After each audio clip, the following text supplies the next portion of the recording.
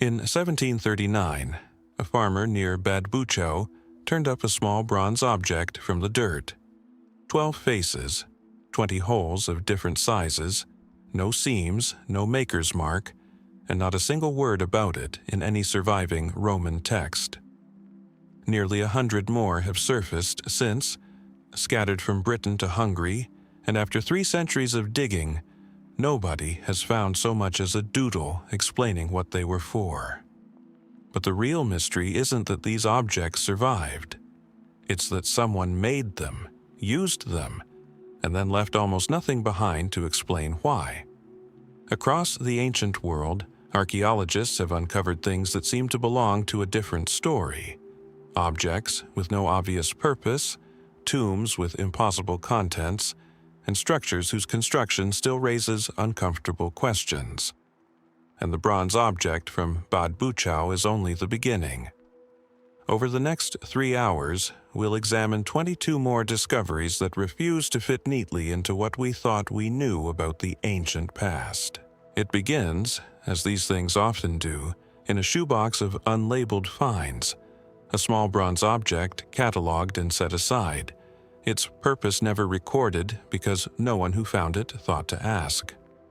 That was 1739, near Bad Buchau in southern Germany. The object was palm-sized, hollow, 12 flat pentagonal faces meeting at sharp vertices, and at the center of each face a circular hole. The holes were not uniform. Some were wide enough to slide a finger through, others barely wider than a pin. Small knobs, like tiny spheres, sat at each of the 20 corners where the faces met, and it looked deliberate. It looked, to whoever cast it, important. Since that first discovery, roughly 100 more have emerged, from Britain to Hungary, most concentrated in the old frontier provinces along the Rhine and Danube. They date, as far as coin finds and stratigraphy can tell us, to the 2nd and 3rd centuries AD. And here is where the trail goes quiet. Not a single Roman author mentions them. No inscription describes their use. No fresco or mosaic depicts one in someone's hands. For a civilization that documented tax codes, dinner menus, and the complaints of soldiers stationed at the edge of the empire, this silence is its own kind of evidence. Though of what, historians still disagree. The mainstream explanations are practical, almost deliberately unromantic. Some scholars have proposed they were rangefinders, used by surveyors or artillery crews to judge distance by sighting through the graduated holes. Others suggest a tool for measuring pipe diameter, useful to anyone laying the empire's famous water and lead infrastructure. Still others see something more ceremonial. A die for a game now lost, a religious object, perhaps even jewelry. An ornament meant to signal status rather than perform any function at all. Each theory explains a piece of the object. None explain all of it, because the harder you look, the stranger the details become. Many dodecahedra show no signs of wear, no scratches, no polish from handling, none of the evidence you'd expect on a tool used in daily work. Some were found in graves, buried with care, as if they mattered to someone even in death. Others turned up in hoards alongside coins, suggesting value, or in temple deposits, suggesting devotion. And the knobs at the corners vary too. On some specimens they're small and unobtrusive. On others they're pronounced enough to make the object difficult to set down flat, as though stability was never the point. Then there is the matter of the holes themselves, the detail that keeps modern mathematicians and metalworkers arguing. On many examples, the 2 holes on opposite faces are consistently different sizes, and researchers who have measured them precisely have found ratios that seem too consistent to be accidental, yet too inconsistent to fit any single measuring theory anyone has proposed. Was this a calendar of sorts, tracking a lunar cycle, as one modern researcher has argued from measurements taken across dozens of specimens? Was it a knitting tool for gloves, as an unlikely but oddly compelling craft experiment demonstrated could work. The Romans left us aqueducts, legions, and a legal system that still echoes through modern courts. But on this one small object, cast in bronze and carried, worn, or buried across half of Europe, they left us nothing but the thing itself. So it sits now in museum cases from Germany to England, still and geometric, still asking the question no ancient hand ever bothered to answer. What need exactly requires 12 faces and 20 unequal holes? And why did an empire that wrote everything down decide this, of all things, didn't need explaining? Leave the bronze and the buried graves of the Rhine frontier behind. Travel south and east, past the Mediterranean, past the old trade roads that once connected Rome to Arabia, into the heart of the Tabuk province of northwestern Saudi Arabia. Here, the landscape changes entirely. There is no river, no forest, no soft green cover for the ground. There is only sand, sky, and stone, and rising from a flat expanse of that sand, seemingly out of nowhere, a single sandstone formation that has puzzled everyone who has stood before it. It is called Naslaa, and even in photographs it looks staged. Two massive slabs of rock, each roughly the height of a two-story building, stand upright on narrow natural pedestals, as if some careless giant had balanced them there and walked away. Between the two slabs runs a vertical cut, smooth, straight, almost surgical, dividing what was clearly once a single massive stone into two nearly symmetrical halves. The gap is narrow enough that a person could stand inside it and touch both walls. And that gap is the reason people travel for hours across empty desert just to see this rock in person. Geologically, Naslaa is not a mystery at all, not at first glance. Sandstone formations like this are common in this region, shaped over millions of years by wind erosion, sediment layering, and the slow work of temperature change on rock. The two-pillar structure, precarious as it looks, is explainable. Softer rock erodes away, harder rock remains, and gravity does the rest, leaving strange balancing forms scattered across deserts worldwide. Nothing about the rock's presence here defies geology. What defies easy explanation is the cut running through its center, because unlike the rest of the formation, that line does not look like the product of wind or time. It looks like the product of a decision. Consider what a natural fracture usually looks like. Rock splits along its weakest points, following fault lines and internal stress in patterns that are often uneven, jagged, following the grain of the stone rather than any external logic. The line through Naslaa does none of this. It runs flat, vertical, and remarkably planar from top to bottom, dividing the rock into two halves that mirror each other with an evenness that seems almost engineered. Photographs taken at the right angle make it look less like a break and more like a cut, the kind you'd expect from a blade, not from 10,000 years of wind. Geologists who have studied the formation offer a more grounded account. They point to a process called exfoliation jointing, in which sandstone, especially rock with certain internal mineral compositions, can fracture along smooth, near-planar surfaces as internal pressures release unevenly across the stone. Add centuries of sand-laden wind moving through that narrow gap like a natural sandblaster, smoothing and polishing the exposed faces long after the initial split occurred, and you have a scientifically plausible path to the rock's uncanny appearance. It is not, by this account, evidence of tools. It is evidence of time, patience, and the particular chemistry of this stone. And yet the questions do not fully dissolve under that explanation. Why does this particular formation, among the countless sandstone outcrops across the Arabian desert, display a fracture this clean? Erosion is common. A cut this symmetrical on a rock this size is not. Some researchers who have examined the site in person have noted that the surfaces on either side of the gap appear unusually smooth compared to the weathered, pitted texture of the rock's exterior, a contrast that raises its own question.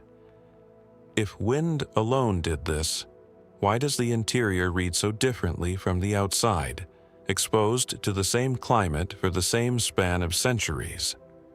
This is where the rock stops being purely a geological curiosity and becomes something else, a canvas for human history. On the face of one of the two slabs, ancient petroglyphs are carved, stylized human and animal figures, their style consistent with rock art found elsewhere in the region, dated by most researchers to sometime before 2000 BC, when this now arid landscape may have supported different vegetation and different lives.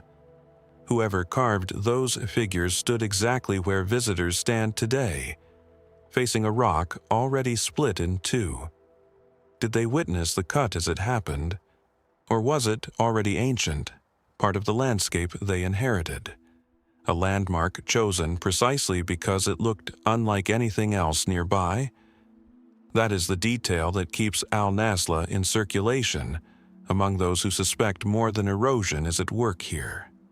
Fringe theories have attached themselves to the site with predictable speed. Claims of laser-like precision, of forgotten technology, of purposeful construction by hands other than nature's. Mainstream geologists dismiss these readings, and the physical evidence, on balance, supports a natural process, however uncommonly tidy its result. But dismissing the wilder theories does not fully answer the quieter question underneath them. Why this rock, and why here, carries a division so exact that human eyes, ancient and modern alike, instinctively read it as intentional.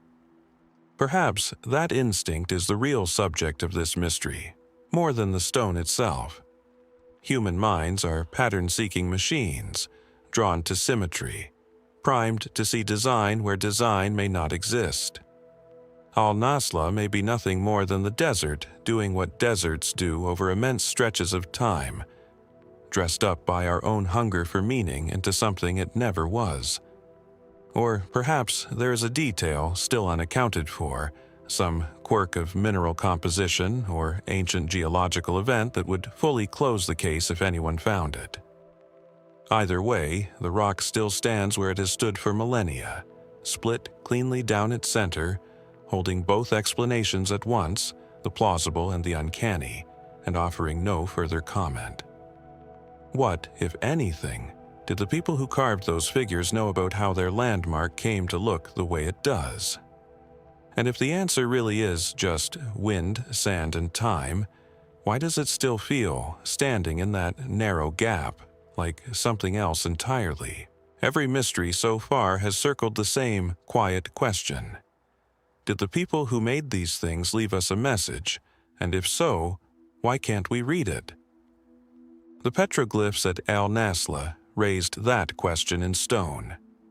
In Crete, it resurfaces in clay, smaller, more deliberate, and far more frustrating, because this time the message is unmistakably a message. We simply have no idea what it says. The object is known as the Phaistos disk, named for the ruins of the Minoan palace of Phaistos on the southern coast of Crete, where it was unearthed in 1908 by the Italian archaeologist Luigi Pernier. It is small, about 16 centimeters across, roughly the size of a saucer, made of fired clay, and covered on both sides with symbols arranged in a spiral, running from the outer edge inward toward the center. There are 241 symbol impressions in total, formed from 45 distinct signs. Human figures, animals, plants, tools, and shapes that resist easy categorization. And here is the detail that separates this object from almost anything else in the ancient world.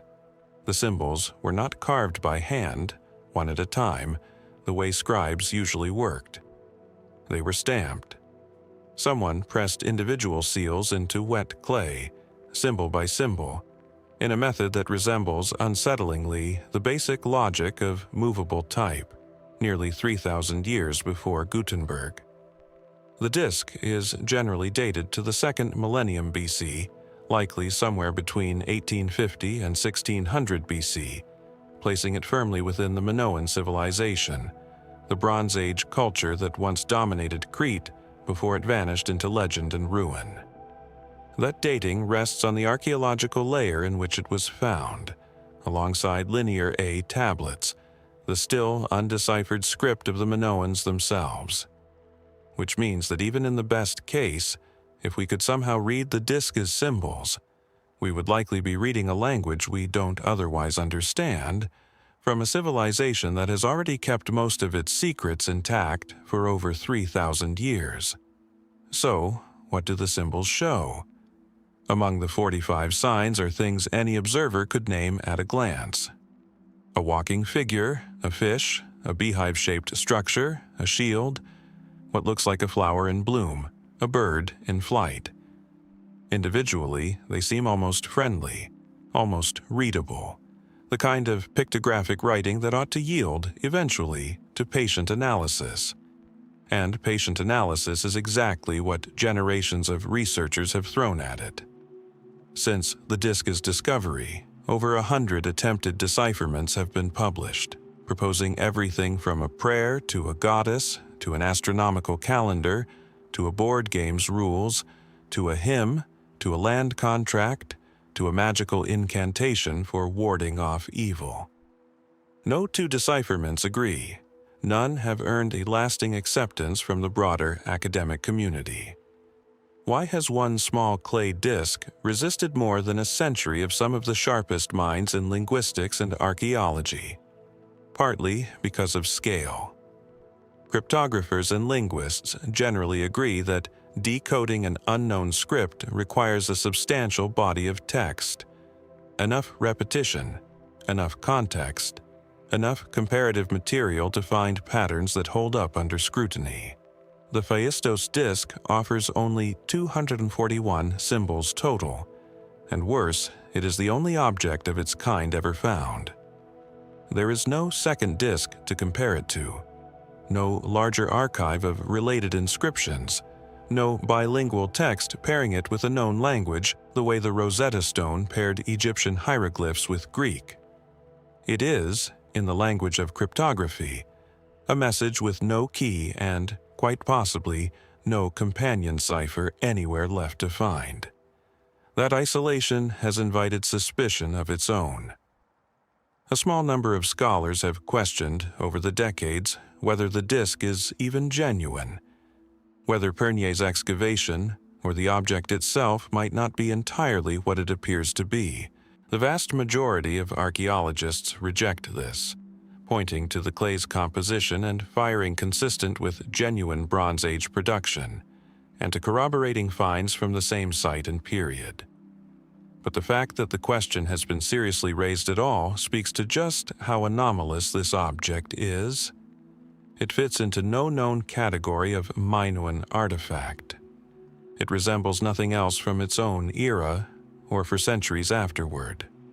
The more speculative corners of this mystery reach further still, theories proposing contact with distant, unrelated cultures, or systems of writing more advanced than anything else attributed to Bronze Age Crete.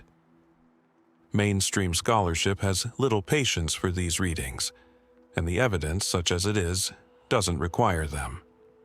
A single inventive scribe, working alone, could plausibly have produced a stamped, spiraling text using tools we simply haven't found elsewhere. But plausibly is not the same as confirmed, and the disc has offered nothing, in over 100 years, to settle the matter either way. So it remains in its case in the Heraclean Archaeological Museum, its spiral of stamped symbols circling inward toward a center that offers no answers, only more symbols. Somewhere in Crete, more than 3,500 years ago, someone owned a set of stamps carved with these 45 signs, stamps that have never been found, for a script that has never been matched. What were they recording, urgently enough to press it into clay rather than simply write it by hand? And what happened to whatever else they might have stamped if this disc was never meant to be the only one, an object with no companion, standing alone in its own category. That was the puzzle the Phaistos disc left us with. Carry that idea 2,000 miles northwest, across the Aegean and the Mediterranean, out past the Bay of Biscay, to the damp, peat-rich soil of the Outer Hebrides in Scotland. Here, on the small island of South Uist, in the summer of 2001, archaeologists digging beneath the remains of a Bronze Age roundhouse at a site called Clod Hallan found bodies that were also, in their own way, standing alone in a category of one, because what they had uncovered wasn't a person at all. It was several. The excavation, led by a team from the University of Sheffield, revealed 2 burials tucked beneath the floors of the settlement, one male, one female, curled into the tightly flexed positions typical of the era, buried sometime around 1100 BC. Nothing about that alone was unusual. Bronze Age. Britain buried its dead this way often enough. What was unusual came later, once osteologists began examining the skeletons bone by bone, joint by joint, looking for the small anatomical clues that let researchers estimate age, sex, and health. The bones didn't agree with each other, and they didn't agree in a way that suggested something far stranger than a simple burial. The male skeleton, researchers eventually determined, was not one person. It was assembled from the remains of at least 3 different individuals. A torso from one man, a jaw from another, limbs and a skull from a third, combined into a single, deliberately arranged skeleton and buried as though it were a unified body. The female skeleton told a similar story, parts drawn from at least 2 different women, joined together with the same evident care. These weren't accidental mixtures, the kind that might occur when older burials are disturbed and bones get jumbled in the soil. The bones had been carefully selected, matched for size and condition, and in some cases, deliberately shaped or modified to make separate individuals appear seamlessly as one. And that is only the first layer of the mystery. When researchers examined the bones for evidence of the peat itself, they found something that reframed the entire discovery. Chemical signatures in the remains indicated that at least one of these composite bodies had spent time submerged in a peat bog, an environment famous across northern Europe for its unusual preservative properties, its acidic, low-oxygen conditions capable of halting decomposition for centuries, sometimes for millennia. The bones showed signs consistent with mummification in that bog environment, meaning that before these people became a composite skeleton buried under a roundhouse, their bodies had been deliberately preserved, kept intact, kept recognizable, for what researchers estimate may have been decades, or possibly longer, before final burial. Why would a Bronze Age community go to such lengths?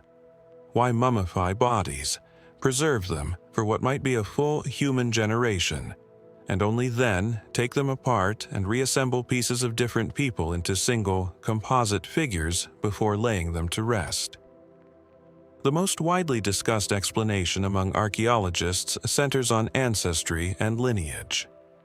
In many ancient and pre-modern societies, ancestors were not simply mourned and buried, they were kept present, sometimes literally, as a means of anchoring a family's or a community's claim to land, status, or identity. A composite ancestor, built from multiple individuals across possibly multiple generations, might have functioned as a kind of symbolic anchor. Not one person to be remembered, but a lineage, physically merged into a single, enduring form. The land beneath that roundhouse may not have been chosen at random. It may have been chosen because someone, or something, composed of several someones, was already there, watching over it. Other researchers have proposed more pragmatic explanations.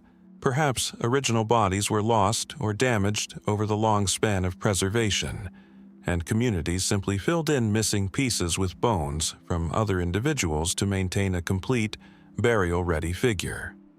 Under this reading, the composite skeletons aren't symbolic constructions at all, just practical patchwork, born of necessity rather than ritual.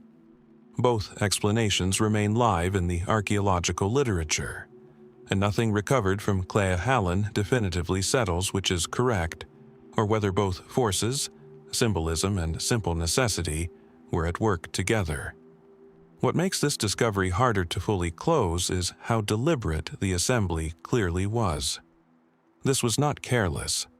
Whoever built these composite bodies took real care to disguise the seams, to make multiple people look, convincingly, like one. That level of intention suggests belief, not just convenience, a specific idea about what a body needed to be and represent in order to properly rest in the ground. The Cled Hallen burials remain the only confirmed examples of their kind in the British archaeological record, adding to the sense that we caught only a glimpse of a practice that may have been more widespread, its evidence lost to time, decay, or ground never excavated. What did the community above these floors believe they had buried beneath their home? One ancestor, or several folded into one? And how many other roundhouses across Bronze Age Britain might be standing over graves holding the very same secret, waiting for someone to finally look beneath the floor? Leave the peat bogs of Scotland behind and travel east, far east, across 2 continents, to the Sichuan Basin in southwestern China, where in the summer of 1986, workers digging clay for a brick factory near the village of Sanxingdui struck something that had no business being where it was. What they found were 2 large pits packed with a staggering hoard of bronze, gold, jade, and ivory, deliberately broken, burned, and buried together in what looked less like a burial and more like an ending. The objects pulled from those pits, and from further excavations continuing at the site into the 21st century, belonged to a civilization that, until 1986, barely existed in the historical record. No dynastic chronicle mentions it by name. No inscription identifies its rulers. Archaeologists now simply call it the Sanxingdui culture, dated to roughly 1200 to 1000 BC, contemporary with the Shang dynasty that dominated China's historical memory further north and east. But where Shang bronzes are famous for their vessels and ritual containers, Sanxingdui produced something almost nowhere else in the ancient world was making at this scale. Enormous bronze masks and heads, cast with a level of craftsmanship that stops most visitors mid-step the first time they see one in person. The masks are not modest. Some stand over a meter tall, their faces are angular, severe, distinctly non-naturalistic. Sharp cheekbones, straight, thin-lipped mouths set in expressions that read as neither joy nor grief, but something harder to name. And then there are the eyes. On several of the most famous masks, the eyes do not sit flush with the face at all. They protrude outward on cylindrical stalks, extending several centimeters beyond the mask surface, giving the impression of a being that sees in some manner fundamentally unlike a human observer.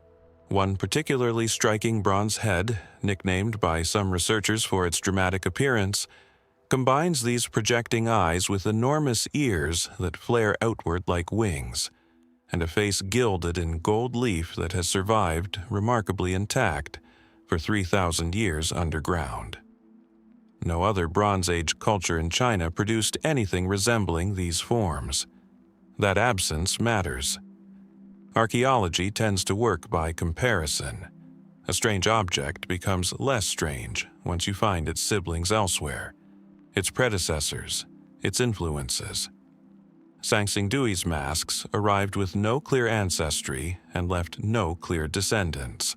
They appear in the archaeological record already fully formed, technically sophisticated, and stylistically unlike anything preceding them in the region. And then, after the pits were filled and abandoned, the culture that made them fades from view almost as abruptly as it appeared. Mainstream archaeology has assembled a plausible account of who these people were and what happened to their treasures. Most researchers now identify Sanxingdui as the material culture of the ancient state of Shu, a kingdom mentioned only briefly and vaguely in later Chinese texts written centuries after the fact. Histories that treated Shu as a semi-legendary, peripheral place, exactly the kind of dismissal that tends to happen to real kingdoms that lose. As for the pits themselves, the leading theory holds that the objects were ritually destroyed and buried following some kind of major upheaval, a dynastic collapse, a conquest, or a significant religious transformation that required the old sacred objects to be decommissioned rather than simply discarded.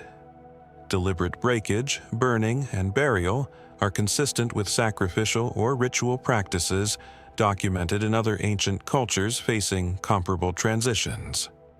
What remains harder to pin down is the meaning behind the mask's specific, insistent strangeness. Why eyes on stalks? Chinese bronze working of this era was more than capable of producing naturalistic human faces. Other objects from the same pits prove it. The choice to distort the eyes this way, consistently, across multiple objects, suggests intention rather than technical limitation. Some scholars propose the imagery relates to shamanic practice, depicting a state of enhanced or otherworldly vision associated with religious ritual or ancestor communication, eyes that see further or differently than ordinary human sight. Others connect the imagery to origin myths recorded much later, involving legendary figures associated with the region who were said to possess bulging or protruding eyes themselves, suggesting the masks may depict specific mythic ancestors or founding figures rather than gods in any general sense. The more speculative readings of Sanxingdui reach for grander explanations still, claims of outside contact, of imagery too advanced or too unusual to have emerged from local tradition alone.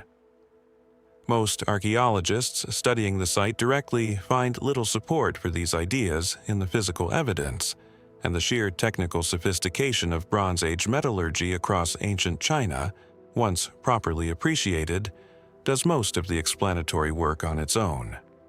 But the theories persist, in part because Sanxingdui continues to give us more questions with each excavation season than it resolves. New pits, discovered as recently as 2019 and 2020, have continued to produce objects that don't fit neatly into the picture assembled from the first two.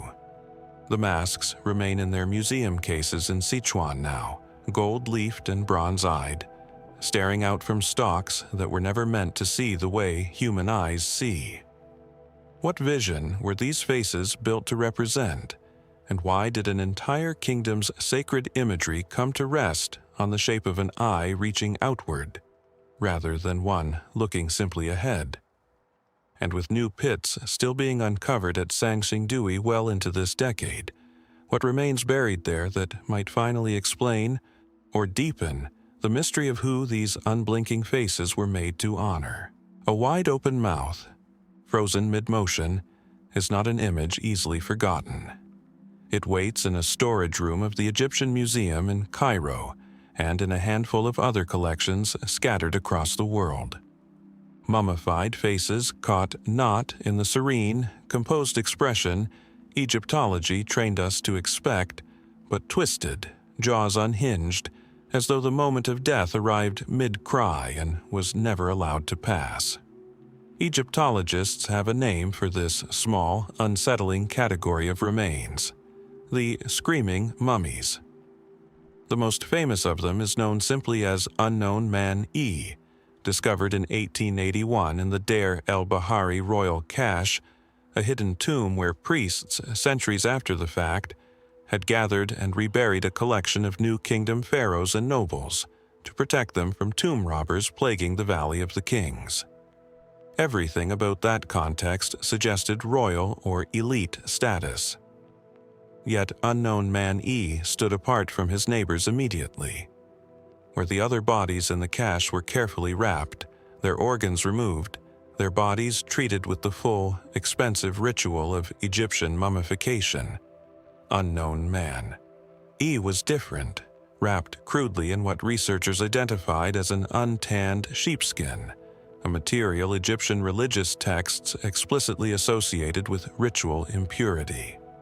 His organs had not been removed, and his mouth remained open in that same distinctive scream, his face registering what looks, to any modern observer, unmistakably like agony. Standard mummification in ancient Egypt was designed, quite deliberately, to prevent exactly this kind of expression. Priests packed the mouth and set the jaw before wrapping began, ensuring the deceased entered the afterlife with a composed, dignified countenance, a face fit for eternity. For a mouth to remain open and contorted, something in that careful process had to fail, or had to be denied entirely.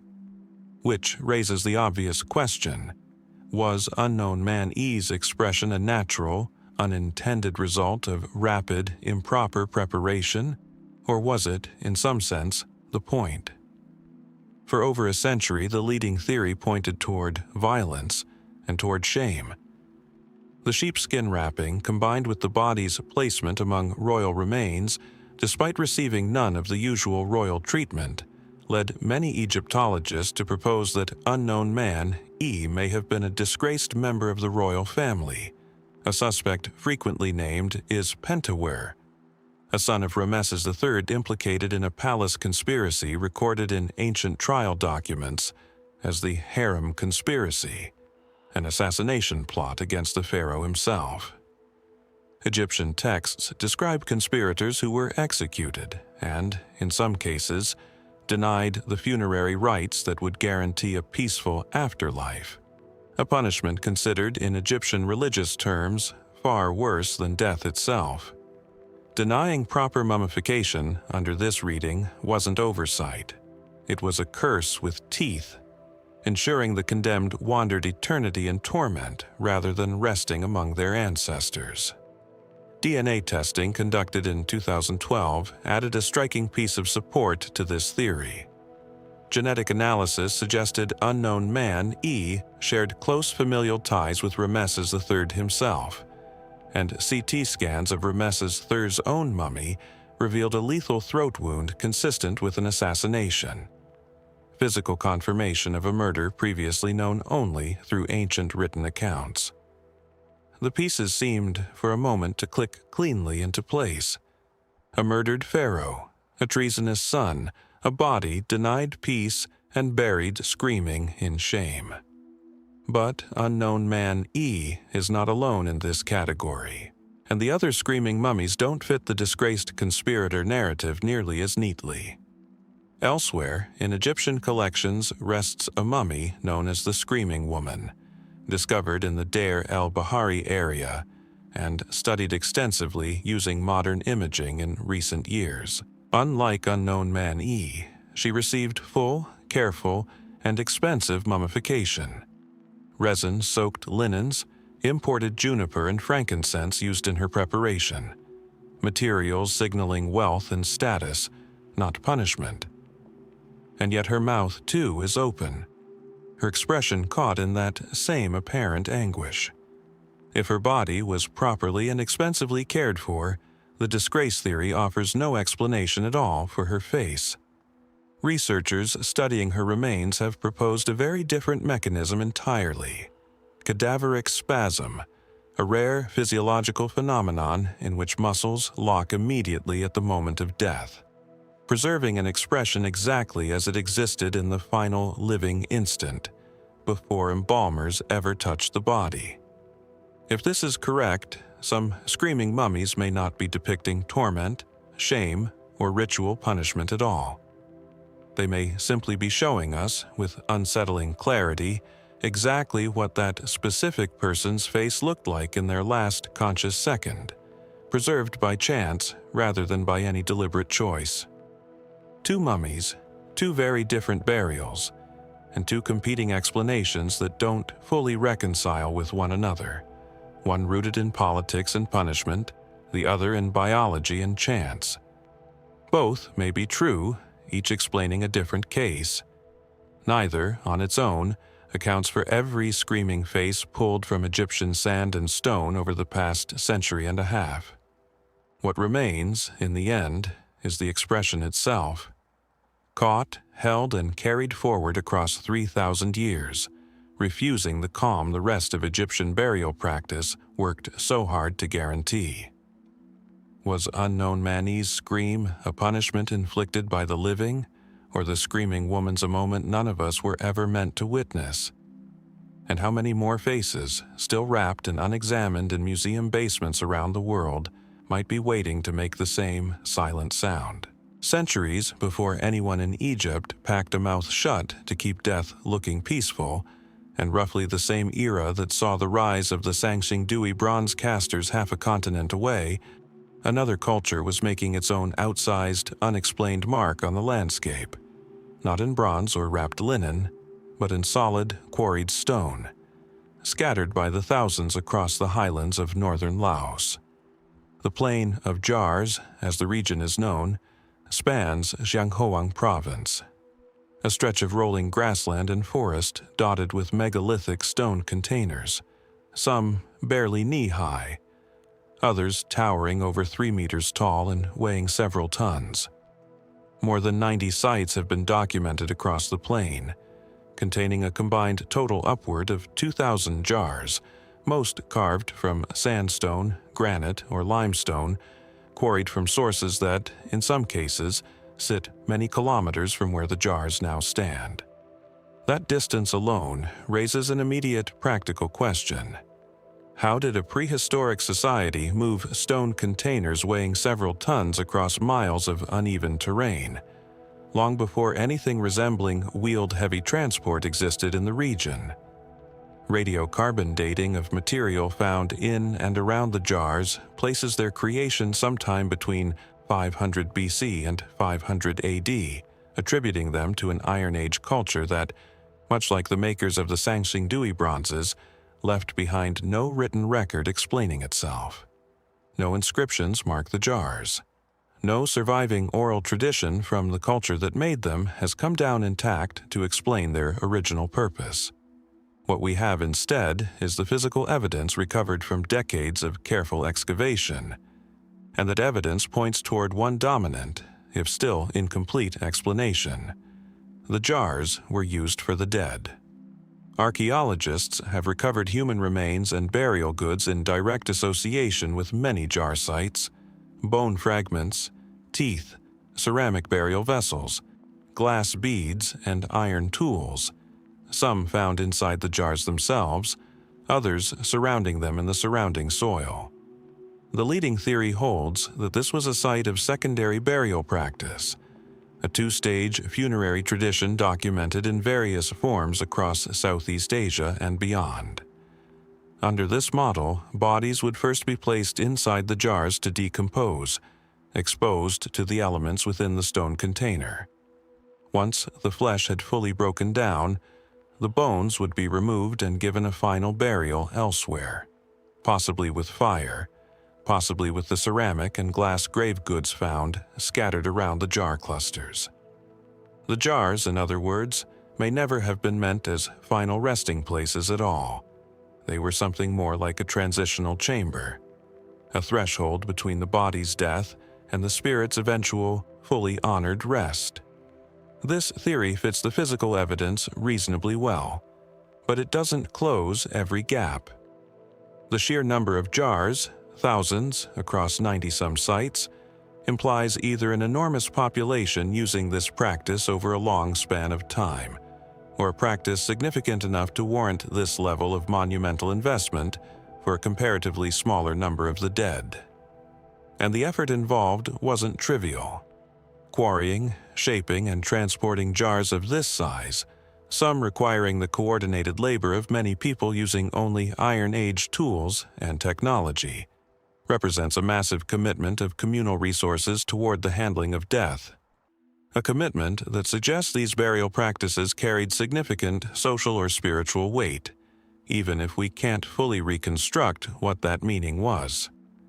Local Lao oral tradition offers its own account, one considerably more colorful than a secondary burial custom. According to legend, the jars were vessels for something else entirely, brewed and stored by a race of giants, or by a legendary king named Kun Chung, who supposedly created the jars to hold enormous quantities of rice wine, brewed to celebrate a great military victory.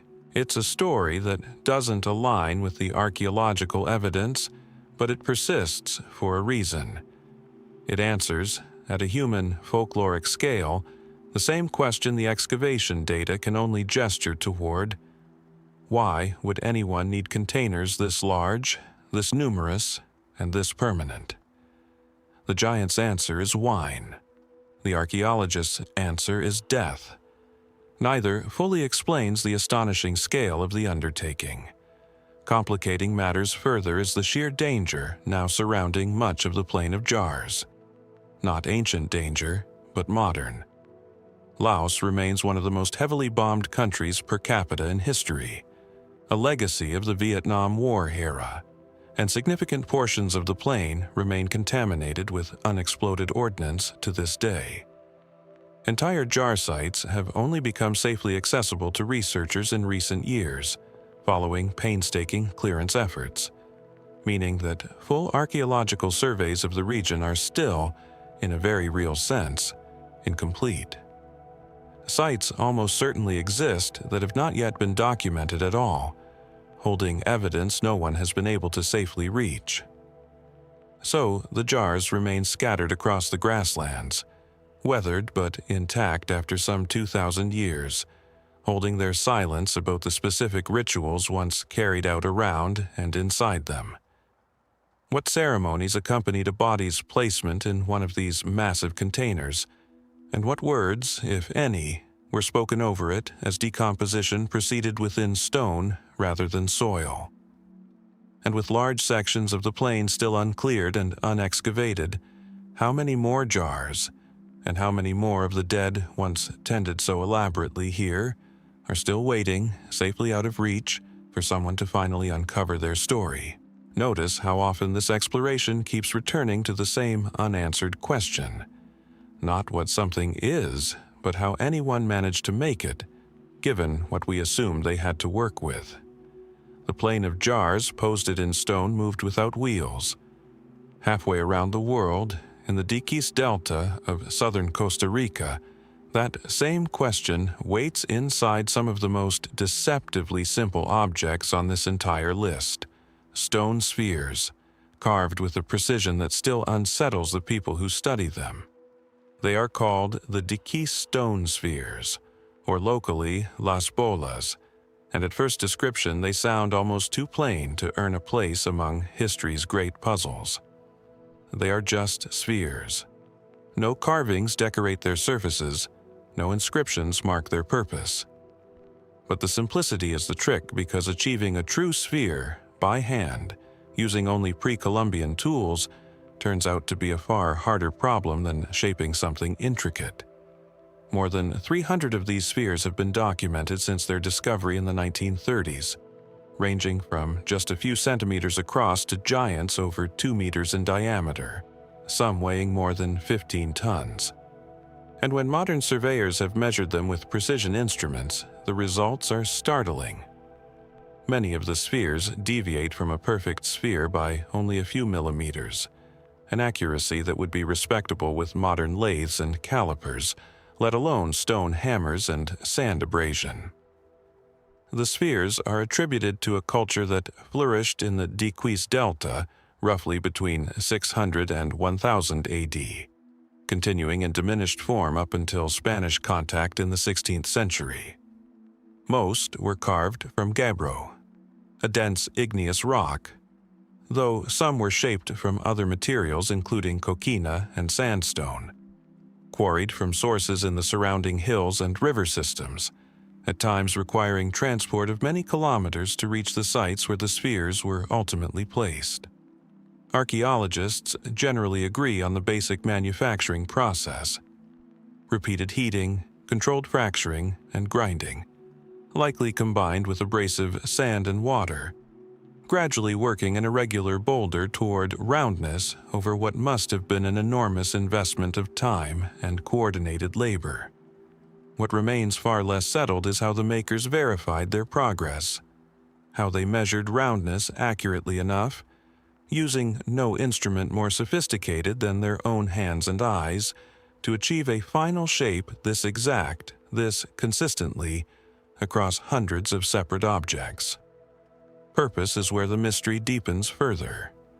Unlike the plane of jars, where burial goods offered archaeologists a fairly direct functional explanation, the stone spheres have yielded comparatively little in the way of associated evidence explaining their use.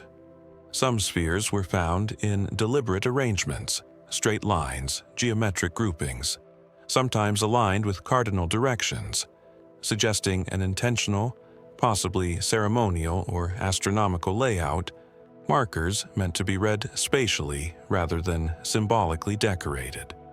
Others were found isolated, near the remains of what appeared to be chiefly residences, suggesting a connection to status and power, perhaps functioning as monuments displaying a leader's wealth and command over labor. Still others turned up near burial sites, hinting at funerary significance similar to practices seen elsewhere in the region, without offering enough context to confirm it. Complicating the picture considerably is the sphere's own troubled excavation history.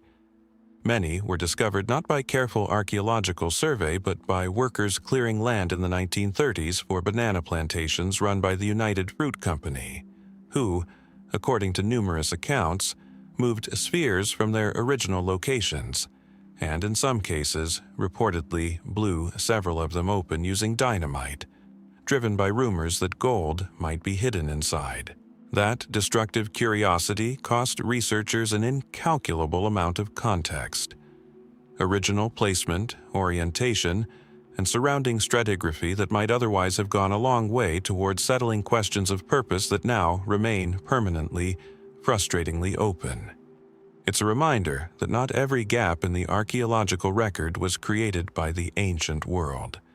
Some of the silence surrounding Las Bolas was manufactured decades later, by people looking for treasure rather than answers. Speculative theories, predictably, have filled some of that manufactured silence. Proposals involving astronomical alignment on a scale mainstream researchers find unsupported by the evidence, and claims of a technical sophistication implying outside influence rather than local ingenuity. Most specialists studying the Dicus culture directly see no need for such explanations.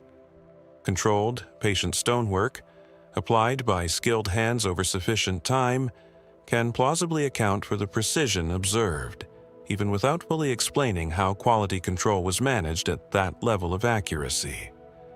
The spheres that survive today are scattered across Costa Rica now, some in museums, some still resting in their original delta landscape, a UNESCO World Heritage designation now protecting what remains of the undisturbed sites. 4 of them were even sent into orbit, quite unofficially, on the covers of pulp science fiction decades ago, evidence of just how easily an unexplained perfect shape invites imagination to fill the space where facts run out. What system of measurement entirely lost to us now let its makers judge roundness by hand alone, closely enough to satisfy modern instruments centuries later? And in the deltas and hillsides not yet surveyed, how many more spheres are still waiting, undisturbed and unexploded, to tell us what the ones already found could not? A lost system of measurement, precise enough to still impress us today but invisible in the archaeological record, that was the unsolved instrument behind the Costa Rican spheres. Somewhere in the museums of Central Europe, a very different kind of measuring instrument survives instead, and this one didn't measure roundness. It measured time, and someone chose to wear it on their head. They are known as the golden hats, or goldhoot, for surviving conical objects, tall and narrow, hammered from thin sheets of gold, discovered separately across France, Switzerland, and Germany between the 19th and 20th centuries. The finest and most completely preserved among them, the Berlin gold hat, stands nearly a meter tall. Its surface covered edge to edge in rings of small embossed symbols, circles, wheels, crescents, and other repeating decorative bands stamped into the soft gold in careful, disciplined rows from base to tip. On first glance, viewed simply as metalwork, it looks purely ornamental, an extravagant, glittering display of status and wealth, exactly the sort of object you'd expect from an elite burial or ritual context. It was only much later, when researchers finally sat down to count the individual symbols, that the object revealed it was never just decoration at all. The hats date to the Bronze Age, roughly between 1400 and 800 BC, produced by cultures across a wide stretch of Western and Central Europe that shared certain religious and craft traditions without necessarily forming a single, unified civilization. Beyond their gold content and craftsmanship, scholars initially assumed these were priestly or royal ceremonial objects, and that assumption still broadly holds. What changed the conversation was research conducted in the 1990s by the German archaeologist Wilfried Mengen, who undertook the painstaking work of counting and analyzing the rings of symbols on the Berlin hat's surface, band by band, from crown to brim. What he found was a calendar, or something remarkably close to one. The number and arrangement of symbols in each horizontal band corresponded closely to numerical values used in tracking lunar and solar cycles, allowing a wearer, or more likely a specialist trained to read the hat, to reconcile the lunar month against the solar year, a notoriously difficult calculation that many ancient calendar systems struggled to manage accurately. By counting rings and symbols in specific sequences around the hat's surface, someone could apparently determine which dates in a lunar calendar corresponded to significant solar events, functioning, in effect, as a portable, wearable astronomical instrument, encoding years of accumulated observation into a single, wearable object. That is a striking claim, and not every scholar accepts every detail of Mengen's interpretation with equal confidence. But the underlying case is difficult to dismiss entirely, because the symbol counts across multiple surviving hats show patterns too numerically consistent to easily attribute to decorative whim. This wasn't random embellishment applied by an artisan working freehand. Someone planned the sequences in advance, with an understanding of astronomical cycles sophisticated enough to require, by some estimates, years or even decades of careful, sustained sky observation to compile. Which raises the obvious next question. Who was allowed to know this, and who was permitted to wear it? Gold, in Bronze Age Europe, was never a casual material. It required access to trade networks, skilled metalworking specialists, and significant social power to acquire and commission. Combining that scarce, high-status material with an encoded astronomical calendar suggests these hats belonged to a very narrow class of individuals, priests, chieftains, or some specialized caste combining religious and astronomical authority, using the object simultaneously as calendar, symbol of status, and quite possibly a spiritual or cosmological regalia connecting its wearer to the heavens the hat itself seemed to chart. But no burial has ever been found containing one of these hats still in its original context, worn or placed with a specific identifiable individual. 3 of the 4 known examples were recovered without clear archaeological context at all, discovered decades or centuries ago under circumstances too poorly documented by the standards of the time to tell us who owned them, how they died, or what ceremony, if any, called for the hat to be worn. The 4th, found in Switzerland, offers slightly more context, but still leaves the core social question open. We have the calendar. We do not have the calendar keeper. Fringe interpretations have, predictably, reached toward extraterrestrial or lost civilization explanations for a level of astronomical sophistication some assume Bronze Age Europeans couldn't have developed independently. Most researchers in the field find no evidentiary need for such claims. Sustained, careful observation of the sky over generations, passed down through a specialized priestly tradition, is entirely sufficient to explain what the hats encode, and comparable astronomical sophistication shows up independently in other Bronze Age cultures across the world. Still, 4 hats, 3 without context, and a coded understanding of the heavens that someone clearly guarded closely enough that it left almost no other trace in the archaeological record. What ceremonies accompanied the moment this golden calendar was placed on someone's head, and what was that person expected to do or foresee once it was? And with only 4 confirmed examples surviving from what must have been a far wider tradition of sky watching, how much of that Bronze Age astronomical knowledge disappeared the moment its last wearer was lowered into a grave we have simply never found? Long before gold was hammered into calendars, long before bronze was smelted, long before writing, wheels, or even settled agriculture had fully taken hold across most of the ancient world, someone in the arid hill country west of the Dead Sea sat down with a block of limestone and carved a human face. That face is now the oldest of its kind ever found, and it is, by almost any modern standard, deeply unsettling to look at. These are the stone masks of the Judean desert, a small collection of objects, fewer than 20 known worldwide, with the majority tied either directly or stylistically to this region of Israel and the southern Levant. They are carved from limestone, roughly the size of a human face, with eye holes, nose, and mouth rendered in styles ranging from crude to startlingly refined.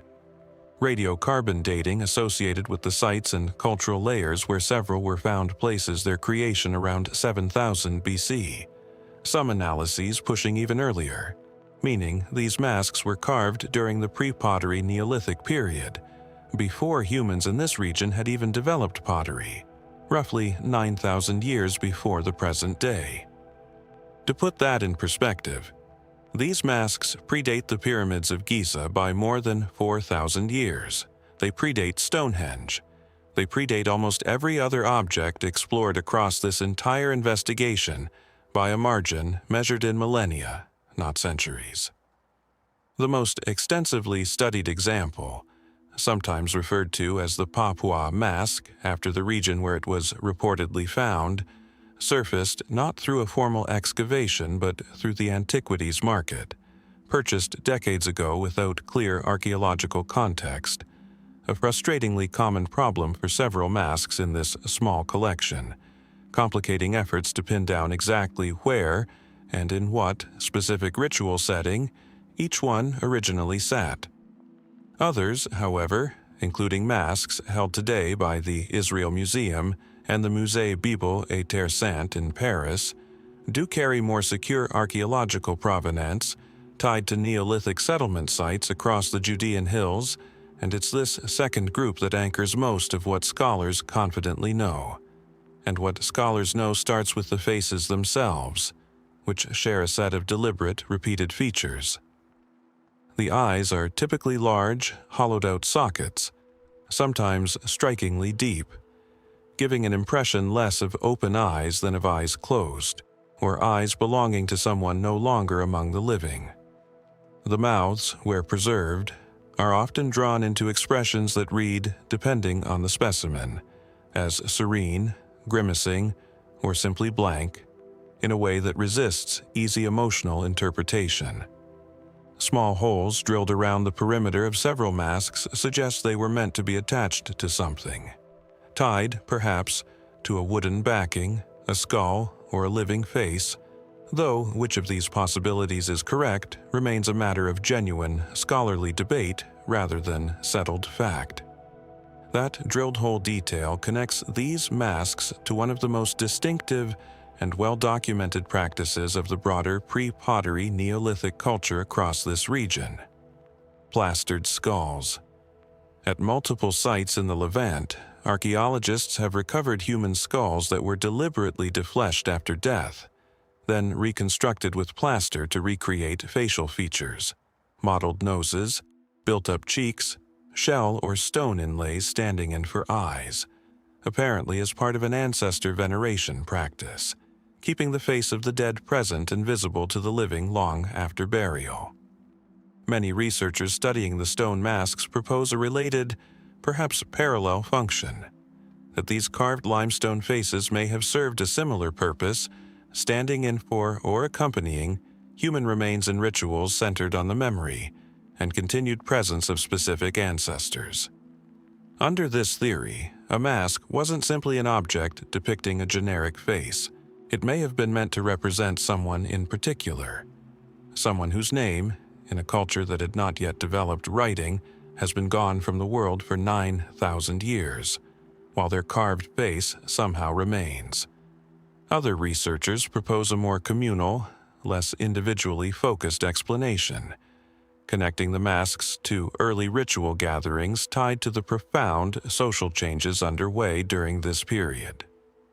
The pre-pottery Neolithic marks one of the most significant transitions in all of human history. The shift from small mobile hunter-gatherer bands toward larger settled agricultural communities, a change that would have required entirely new frameworks for managing shared identity, communal ritual, and social cohesion among people now living in permanent proximity for the first time. A mask, worn perhaps during initiation rites, seasonal ceremonies, or gatherings meant to bind a new kind of community together, could have functioned less as a portrait of one ancestor and more as a shared ceremonial tool, its blank, ambiguous expression deliberately built to represent no one and everyone at once. Both explanations remain plausible, and both remain frustratingly difficult to confirm, precisely because so many of these masks reached museum collections without the excavation context that might have settled the question definitively. No clear burial association, no accompanying skeletal remains, no undisturbed ritual site preserving the full scene of how a mask was actually used the day someone last held it. Even basic questions about manufacture remain open.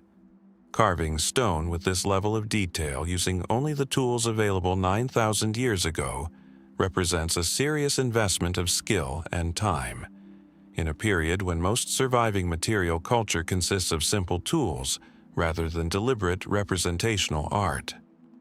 Whoever carved these faces was not a casual craftsperson. They were, by the standards of their own moment in human history, a specialist.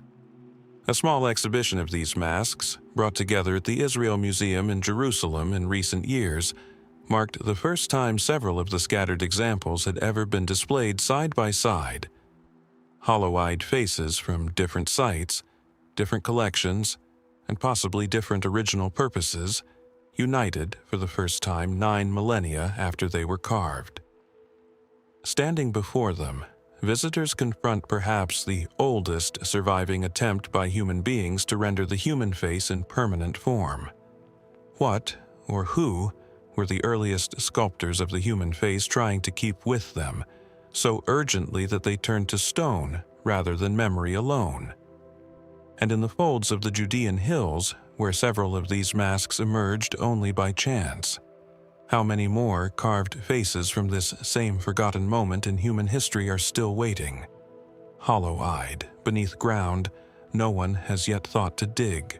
That theory of plastered skulls, offered almost in passing to explain the Judean masks, deserves its own close look, because a few hours' drive north, in the ruins of the world's oldest continuously inhabited city, archaeologists found the actual objects that theory was built around, and they are, if anything, stranger than the masks that may have accompanied them. Jericho sits in the Jordan Valley near the northern tip of the Dead Sea, and holds a distinction that alone would justify its fame. Continuous human occupation stretching back roughly 11,000 years, making it one of the oldest cities ever inhabited by human beings. but it was a specific find beneath its ancient tell, unearthed during excavations led by British archaeologist Kathleen Kenyon in the 1950s that turned Jericho into something more than a record holder for age. Digging through layers dating to the pre-pottery Neolithic B period, roughly 7,000 to 6,000 BC, Kenyon's team uncovered a cache of human skulls that had been deliberately, carefully transformed after death into something between a memorial and a portrait. The process, as later analysis confirmed, began with the skull of someone already deceased. The lower jaw was typically removed. The skull was then packed and reconstructed using plaster made from lime, carefully modeled by hand to recreate the fullness of a living face. Cheeks built up, a nose shaped and raised from the flat bone beneath. Lips sometimes rendered with a faint, deliberate smile. Shells, most commonly cowrie shells, were pressed into the eye sockets, standing in for eyes, occasionally with a vertical slit incised across the shell to suggest an iris or pupil, adding an eerie, alert quality to a face built over what had, until recently, been a skull picked clean. Since Kenyon's original discovery, similar plastered skulls have surfaced at other Neolithic sites across the region, including Ain Ghazal in modern Jordan and Tel Ramad in Syria, suggesting this was not an isolated Jericho practice, but a shared tradition spanning a considerable stretch of the ancient Levant during this period. In total, several dozen plastered skulls have now been recovered and studied, giving researchers a broader body of evidence than exists for almost any other artifact explored so far in this investigation. And yet broader evidence has not translated neatly into broader agreement about what, exactly, these skulls meant to the people who made them.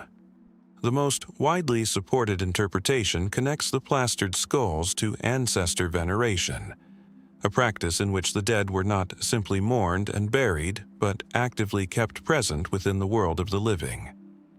Under this reading, a household or community would retain the skull of a particularly significant individual, perhaps a respected elder, a lineage founder, someone whose ongoing presence carried social or spiritual weight, and, through the plastering process, restore to that skull something resembling a living face, allowing it to remain a visible, tangible part of daily life rather than disappearing into the ground.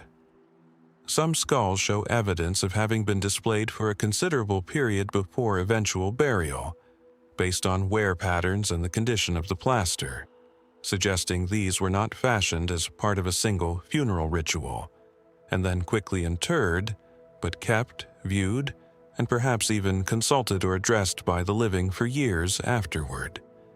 That interpretation raises its own layer of questions. Which individuals earned this treatment, and who decided? Skeletal analysis of some plastered skull collections has found a mix of ages and both sexes represented, complicating any simple theory that only male elders or chiefs received this honor. And separating the skulls from their original bodies presented a genuine, practical puzzle for researchers. Many plastered skulls were found without their corresponding skeletons nearby, the bodies apparently buried separately, sometimes considerably earlier, with the skull later retrieved, defleshed, and given this secondary transformation. That two-stage handling of the dead, burial first, skull retrieval and reconstruction later, implies a considerable degree of ritual planning and long-term community memory, since someone had to know, sometimes years after the fact, precisely whose grave to reopen and whose skull to bring back into the world of the living. A smaller number of researchers have proposed more specific and more speculative variations on this theme. The idea that plastered skulls may represent some of humanity's earliest evidence of formalized ancestor cults tied to emerging concepts of lineage and inherited land rights, arising precisely as these communities transitioned toward permanent settlement and needed new ways to assert generational claims to place. It's a compelling extension of the mainstream theory, though, Like so much from this period, it remains difficult to confirm without written testimony from the people who actually practiced it. What makes the Jericho skulls especially haunting, even among the unusual company they keep in this investigation, is how personal they clearly were meant to be. This wasn't an anonymous ritual object mass-produced for general ceremonial use. Each skull began as a specific person's actual remains, and each plastering was, in its own way, an individual act of reconstruction, an attempt using nothing but lime, shell, and careful hands to bring a particular face back into a form the living could still look upon, still recognize, perhaps still speak to. They rest now in museum collections across the world, the cowrie shell eyes still fixed in that same faint, ambiguous expression, watching visitors who will never know the names their reconstructed faces were built to preserve. What was actually said or asked or offered in whatever ritual accompanied that first unveiling of a face restored to its owner's bones.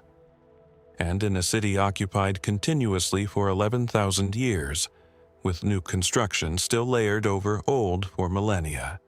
After this practice ended, how many more of these deliberately preserved faces remain sealed beneath Jericho's accumulated ground, still waiting to be recognized by someone who finally learns how to ask them who they were, the same restless human impulse that drove Jericho's inhabitants toward permanent settlement, ancestor rites, and deliberate memory eventually reached the far edge of Europe too, later, and in an entirely different form.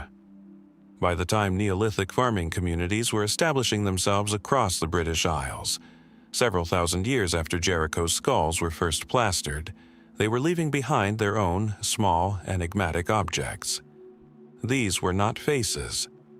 They were stones, carved into spheres, and covered, almost without exception, in a pattern of raised, protruding knobs that no one has ever fully explained.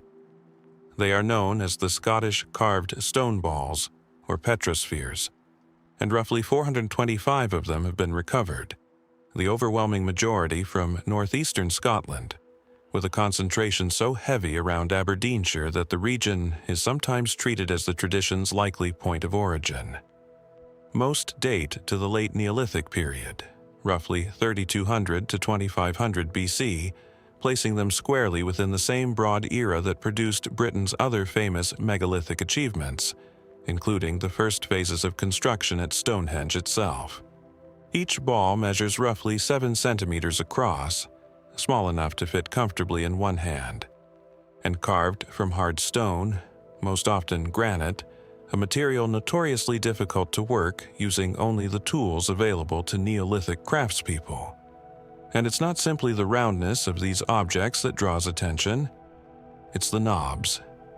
The most common configuration features 6 knobs arranged symmetrically around the sphere's surface, but the variation across the full collection is remarkable.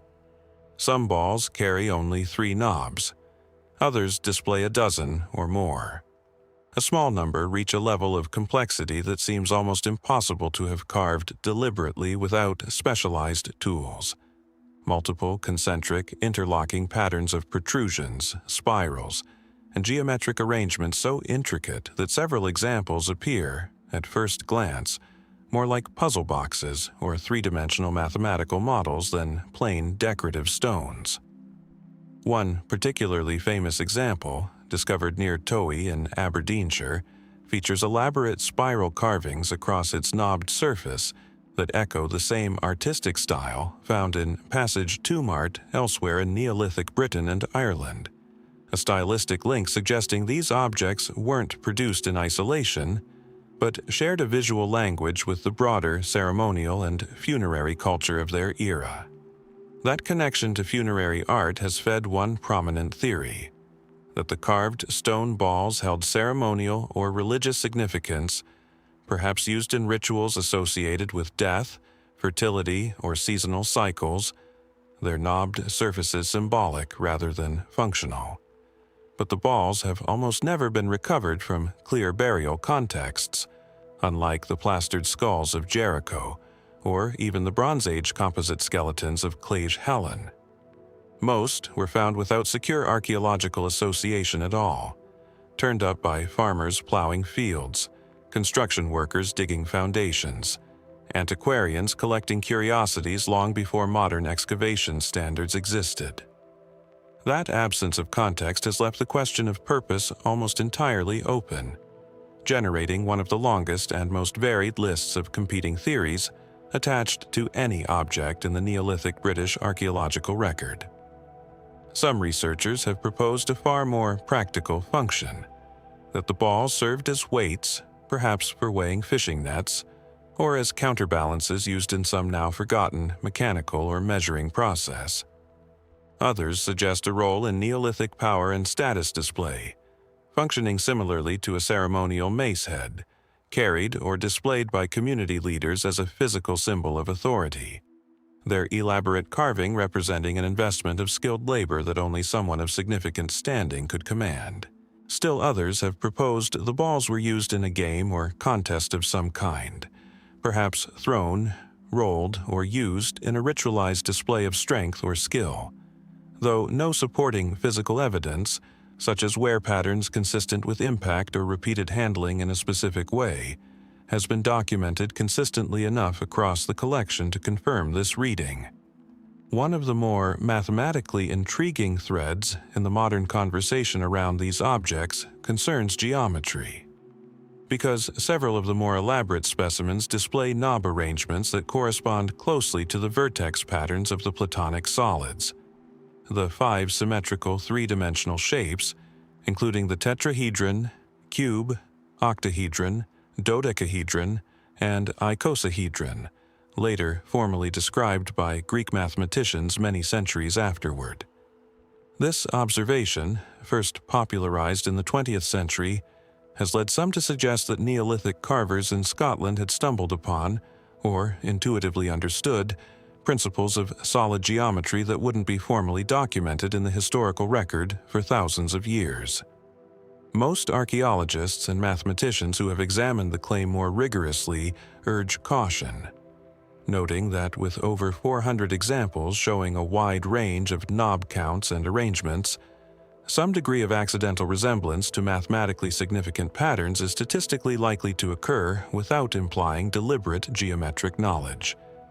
Still, the resemblance is close enough, on the most striking examples, that the debate has never fully closed. What remains consistent across every theory is the sheer, evident care invested in these objects. Carving precise, symmetrical, and in some cases deeply intricate knobbed patterns into hard granite, using only Neolithic stone tools, represents a serious commitment of time and specialized skill, not the kind of effort a community spends on something functionally trivial. Whatever these spheres were for, someone considered it worth doing exceptionally well, again and again, across more than 400 documented attempts.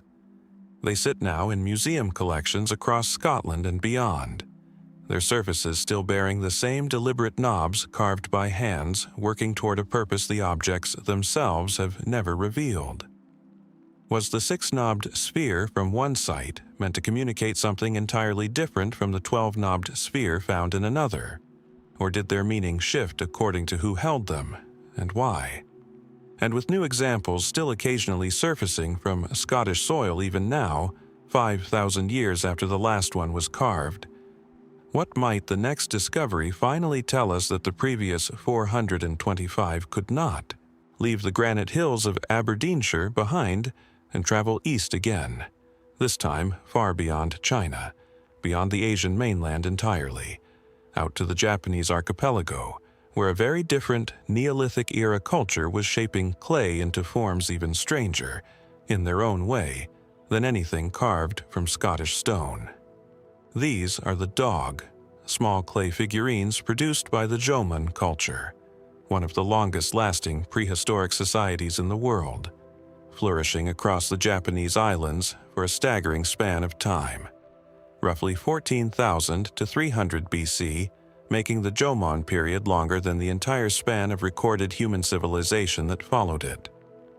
Over 18,000 dog figurines have been recovered from sites across Japan to date, ranging from a few centimeters to nearly a meter in height, most fashioned from fired clay, and appearing in a bewildering variety of styles that shifted considerably over the many centuries of Jomon history. What unites almost all of them, despite that variation, is how emphatically, deliberately non-human many of them appear. The most famous and visually startling category is known as the goggle-eyed dog, so named for enormous ovular eye protrusions that dominate the figure's face, resembling nothing so much as modern snow goggles, or, to less charitable modern eyes, something distinctly otherworldly. Bodies are frequently rendered with exaggerated, bulbous proportions, particularly around the hips and torso, and covered in elaborate incised patterns, swirling lines, dots, and geometric designs pressed into the clay before firing.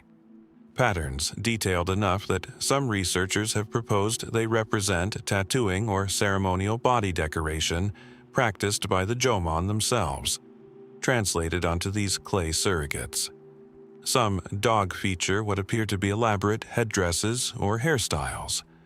Others show clothing-like markings suggesting specific garments, and a significant number were fitted with limbs that could apparently be inserted and removed, a design choice that carries its own unsettling implication once you learn what usually happened to those limbs. Because here is the detail that separates dog from almost any other figurine tradition in the ancient world. The overwhelming majority were found deliberately broken, and broken in a very specific, patterned way. Excavators have repeatedly noted that dog are rarely recovered intact. Far more often, they turn up in pieces, an arm here, a leg several meters away, a torso separated cleanly from its head, and the breaks themselves often appear too clean, too consistent, to be simply the result of accidental damage or the passage of time. Many researchers now believe this fragmentation was intentional, built into the very purpose the figurines were meant to serve. The leading interpretation connects this deliberate breaking to healing and sympathetic magic.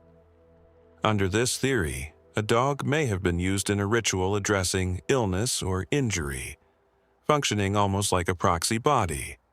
If a person suffered from pain or sickness in a specific limb or region, the corresponding part of their dog might be ritually broken off and perhaps buried separately, symbolically transferring the affliction from the person's own body into the clay figure, and disposing of it along with the removed piece. This would explain both the consistent fragmentation pattern and the curious detachable limb design found on certain later dog styles.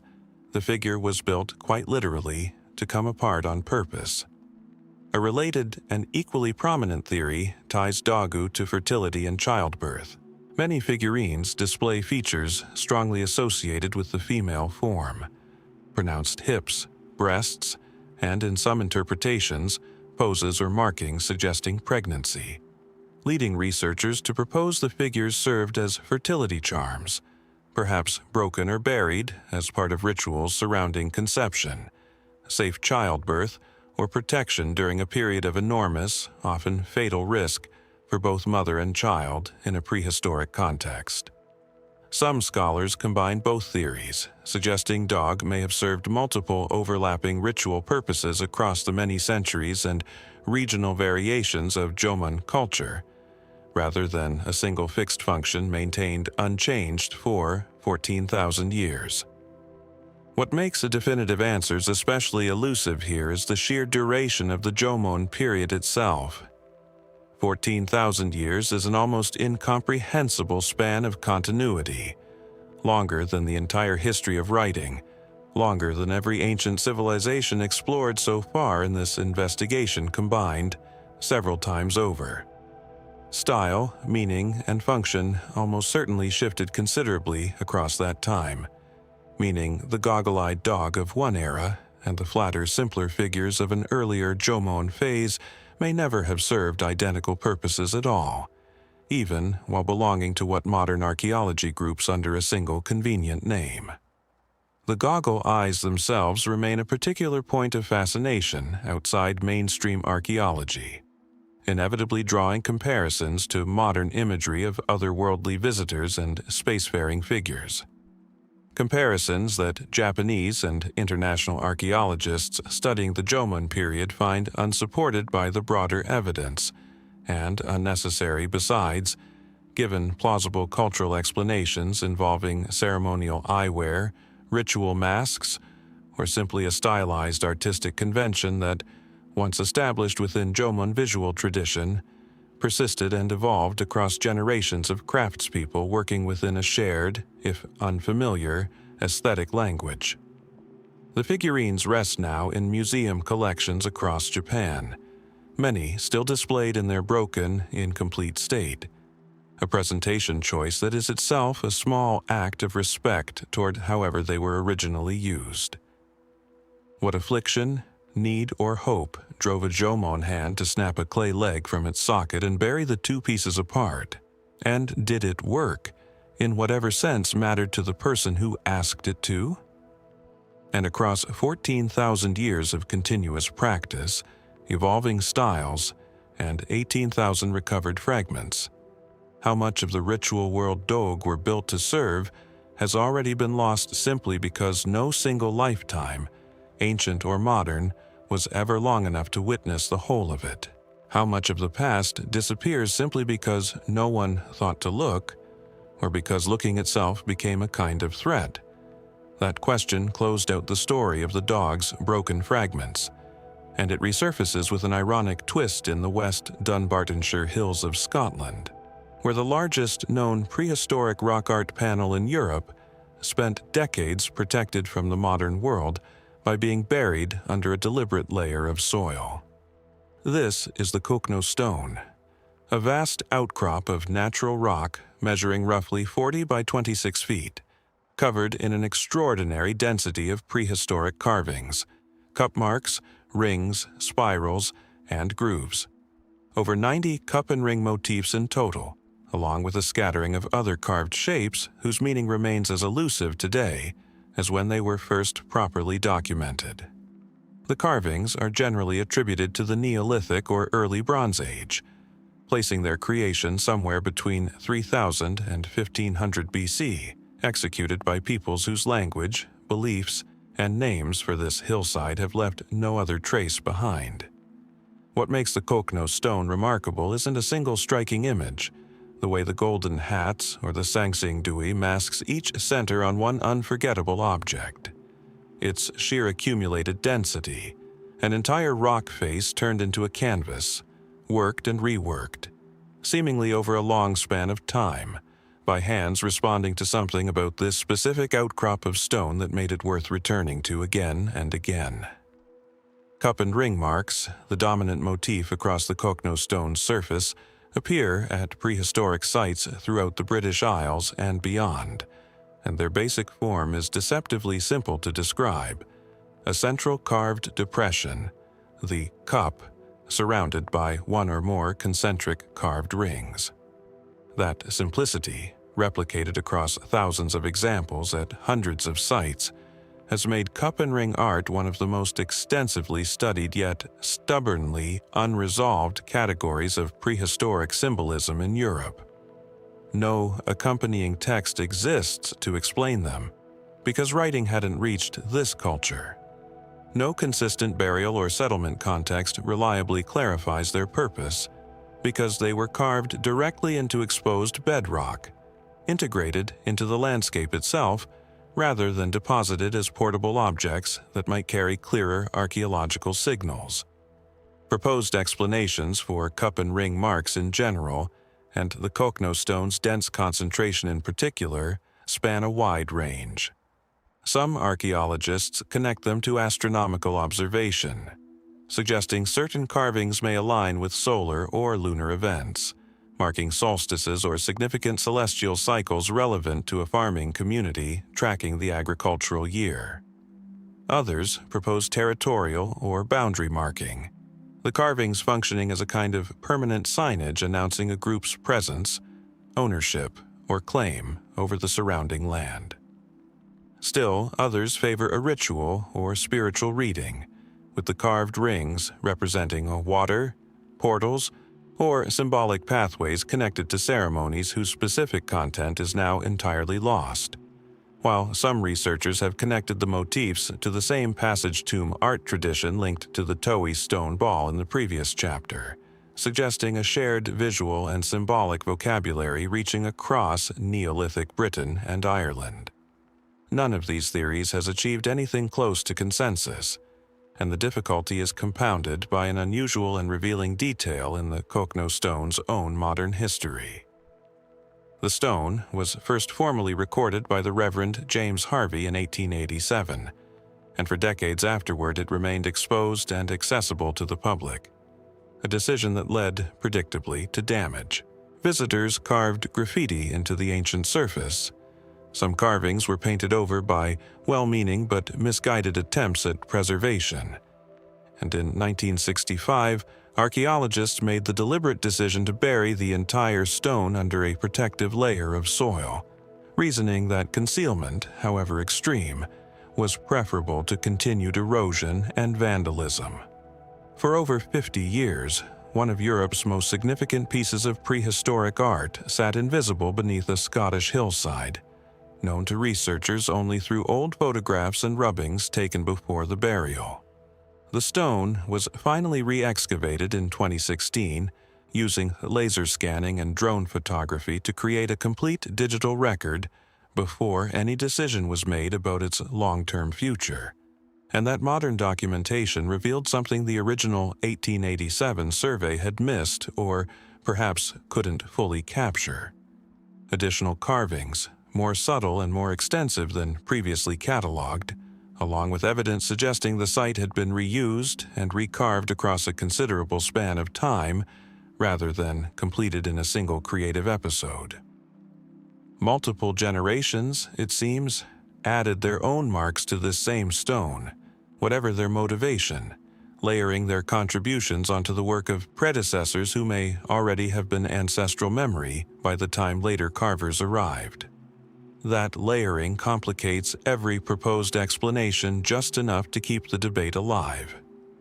If the Cochno stone's carvings accumulated gradually across centuries or longer, then any single unifying theory, astronomical calendar, boundary marker, ritual map, may only ever account for one phase of the stone's use, while missing entirely what it meant to the people who came generations later and kept adding to a design already old by the time they arrived.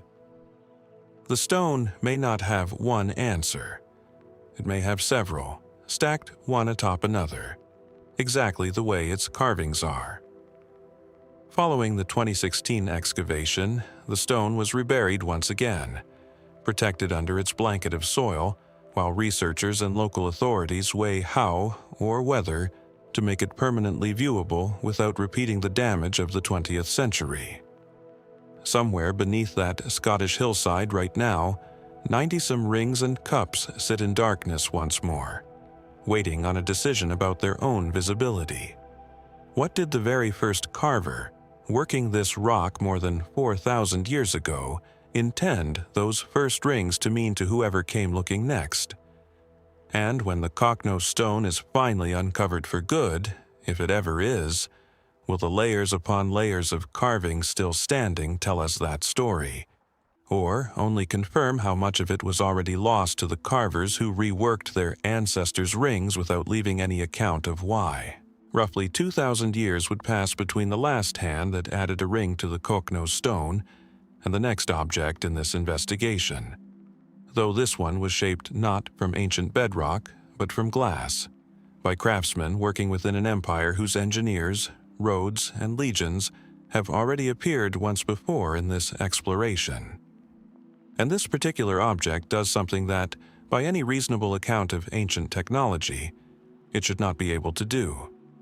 It is called the Lycurgus cup, and it resides today in the British Museum in London, a Roman glass vessel dated to sometime in the 4th century AD, decorated with an intricately carved scene depicting the mythical King Lycurgus of Thrace being entangled and punished by the god Dionysus and his followers for offending them.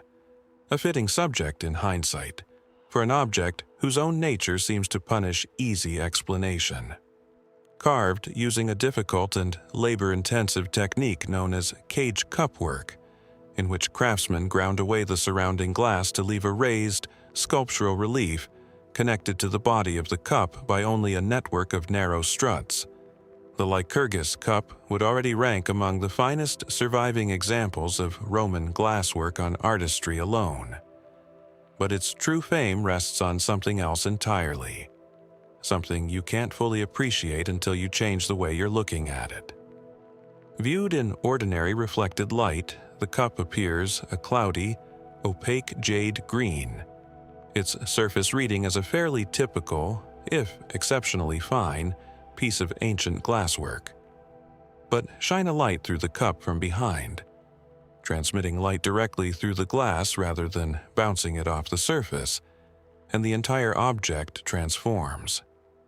The green vanishes, replaced by a deep, glowing ruby red, as though the cup itself were lit from within by some internal fire.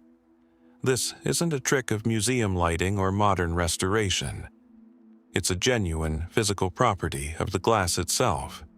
And for centuries after its rediscovery in the modern era, nobody could fully explain how Roman craftsmen, working over 1600 years ago, had managed to produce it. The answer, when it finally came, arrived from a direction nobody studying ancient art history would have anticipated: electron microscopy.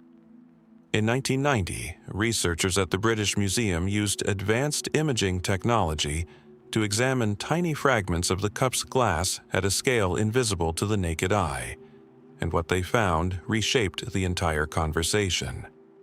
The glass was infused with nanoparticles of gold and silver, alloyed together in a ratio of roughly 70 parts, silver to 30 parts gold, dispersed throughout the glass at particle sizes of around 50 nanometers in diameter, smaller, remarkably, than the wavelength of visible light itself.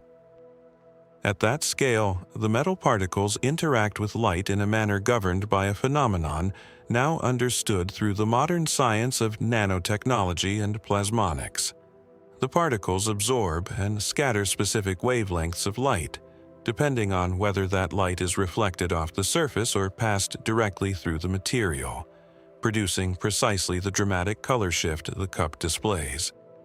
This is, by any measure, an extraordinarily sophisticated application of materials science, the deliberate manipulation of matter at the nanoscale to achieve a specific, controllable optical effect.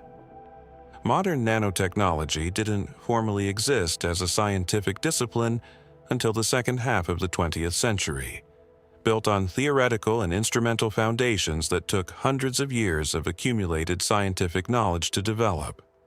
And yet here was a physical object, sitting in a museum case, demonstrating a working command of that exact same underlying principle, produced by craftsmen who almost certainly had no theoretical understanding of atoms, wavelengths, or particle physics in anything resembling the modern sense.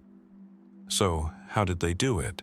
The honest answer, one that mainstream historians of ancient technology tend to favor, is empirical trial and error refined over generations of specialized craft knowledge. Roman glassmakers were, by the 4th century, inheritors of centuries of accumulated glassworking tradition, and it's entirely plausible that through sustained, careful experimentation, adding trace amounts of different metals to glass batches, observing the resulting colors, and gradually refining a process that worked reliably even without any theoretical understanding of why it worked, skilled artisans could have arrived at a formula for this specific gold-silver alloy through observation and repetition alone, passing the technique down as closely guarded workshop knowledge rather than documented scientific principle. Under this reading, the Lycurgus cup isn't evidence of lost advanced science. It's evidence of exceptionally patient, skilled craftsmanship, achieving through practical experience what later centuries would eventually explain through theory. What complicates that reassuring explanation somewhat is the cup's apparent uniqueness. Despite the Roman Empire's extensive and well-documented glassmaking industry, and despite the survival of numerous other Roman cage cups and decorative glass objects from the same general period, the Lycurgus cup remains the only known surviving example displaying this specific dichroic, color-changing, gold-silver nanoparticle effect. If Roman craftsmen had genuinely mastered a reliable, repeatable process for producing this effect, one might reasonably expect other surviving examples, or at least documented references to the technique in the fragmentary, technical, and commercial records that do survive from the period. Instead, we have exactly one confirmed example, suggesting either an extraordinarily rare, perhaps experimental or accidental success, rarely, if ever successfully repeated, or simply the harsh reality of archaeological survival, that whatever other objects may once have used a similar technique were lost, melted down, or destroyed over the intervening 16 centuries, leaving this single surviving cup to represent a tradition that may once have been considerably less rare than the evidence available to us today suggests. The cup's own history after manufacture adds another layer of intrigue. Its silver gilt rim and foot, added sometime later, are generally dated to a period after its original Roman construction, suggesting the cup was valuable and carefully preserved across a considerable span of time, passed down and maintained by owners who plainly understood they were holding something exceptional, even if they couldn't have explained the science any more precisely than the original craftsmen who made it. It eventually made its way into the modern art market, acquired by the Rothschild family before its purchase by the British Museum in 1958, a chain of ownership spanning continents and centuries, protecting an object whose most remarkable secret wouldn't be scientifically confirmed until more than 3 decades after it finally reached its current permanent home.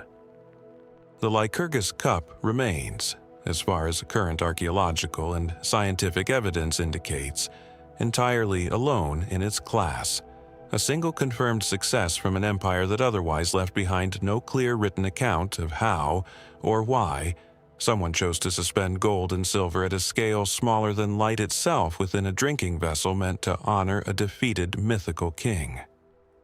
Was this cup the product of one brilliant, unrepeated experiment, lost to time along with the craftsmen who achieved it? Or is it simply the sole survivor of a broader Roman tradition in nanoscale glasswork that history, and 16 centuries of melted glass, never gave us the chance to fully rediscover? A single object passed from owner to owner across centuries, carrying a secret nobody around it fully understood. That describes the Lycurgus cup's fate after Rome. It also, as it happens, describes almost exactly what happened to a small bronze figure discovered on a quiet island in Swedish waters, one that traveled even farther than glass ever did, along a route nobody expected a Viking-era settlement to have access to at all. The island is Helgö, a small, unassuming landmass in Lake Mälaren, west of modern Stockholm, and between 1954 and the following decades, Swedish archaeologists excavating the site uncovered the remains of a significant early trading and craft settlement, active from roughly the 5th through the 10th centuries AD, a period that overlaps the late stages of what's often called the Vendel era in Scandinavian history, immediately preceding the Viking Age proper. Helgö had already proven itself an important site, yielding evidence of extensive metalworking, glass production, and trade goods pointing to connections across a wide swath of Northern Europe. But in 1956, one particular find pulled the site out of regional academic interest and into international headlines. A small bronze statuette, just under 9 centimeters tall, depicting a seated figure in a meditative pose, eyes closed, hands positioned in a specific ritual gesture. a figure that any museum visitor familiar with South Asian religious art would recognize immediately as a Buddha. Analysis of the statuette's style and iconography traced its origin to the Swat Valley region of what is now northern Pakistan, with most scholars dating its manufacture to somewhere between the 5th and 6th centuries AD, meaning the figure was already old, quite possibly by a matter of centuries, by the time it somehow made its way into the ground on a small Swedish island thousands of kilometers from where it was cast. Buddhist statuary of this specific regional style, sometimes categorized within the broader Gandharan and post-Gandharan artistic traditions of the region, is reasonably well documented archaeologically within South Asia itself. What is not well documented anywhere else in the archaeological record of early medieval Scandinavia is how one particular example of it ended up buried at Helgö. The distance alone demands attention. In a straight line, the gap between the Swat Valley and Lake Mälaren spans roughly 6,000 kilometers, and the real travel distance, accounting for the mountain ranges, deserts, seas, and political boundaries separating the two regions, would have been considerably longer still. No direct diplomatic or religious contact between Buddhist South Asia and pre-Viking Scandinavia is documented in any surviving written source from either civilization. Nobody in 5th century Sweden was practicing Buddhism, and nothing else recovered from Helgö or from comparable Scandinavian sites of the period suggests any local awareness of Buddhist religious meaning. Whoever eventually owned this statuette in Scandinavia almost certainly had no idea what it originally represented. That gap in understanding is precisely what makes the leading and most widely accepted explanation both satisfying and slightly deflating in equal measure. The statuette likely traveled to Helgö not through any direct or purposeful connection between the two cultures, but through the vast interconnected and often surprisingly efficient trade networks that spanned Eurasia during this period. Long before the more famous Viking-era trade routes running through Russia and the Byzantine Empire reached their peak, earlier and more fragmented networks of overland and river-based trade were already moving goods across enormous distances, passing from merchant to merchant, culture to culture, often changing hands dozens of times between origin and final resting place, with no single trader ever covering more than a fraction of the total journey. Under this reading, the Buddha figure wasn't sought out or specifically imported for any religious or diplomatic purpose. It was simply valuable, portable, exotic-looking metalwork, the kind of object that could move steadily northward and westward across a chain of intermediary hands over the course of years or even generations, valued at each stage more for its craftsmanship and rarity than for any doctrinal meaning it once carried. This explanation gains further support from the other unusual imports discovered at Helgö alongside the Buddha figure. Excavators also recovered an ornate bronze ladle believed to originate from Egypt or the wider eastern Mediterranean, along with a Christian bishop's crozier, likely originating from Ireland or elsewhere in the British Isles, meaning this single, relatively small Scandinavian trading settlement had somehow accumulated significant material culture from South Asia, North Africa, or the Mediterranean, and the British Isles, all arriving through routes and intermediaries that left no direct written record of the journeys themselves. Rather than three separate mysteries, many scholars view this combination as one coherent piece of evidence.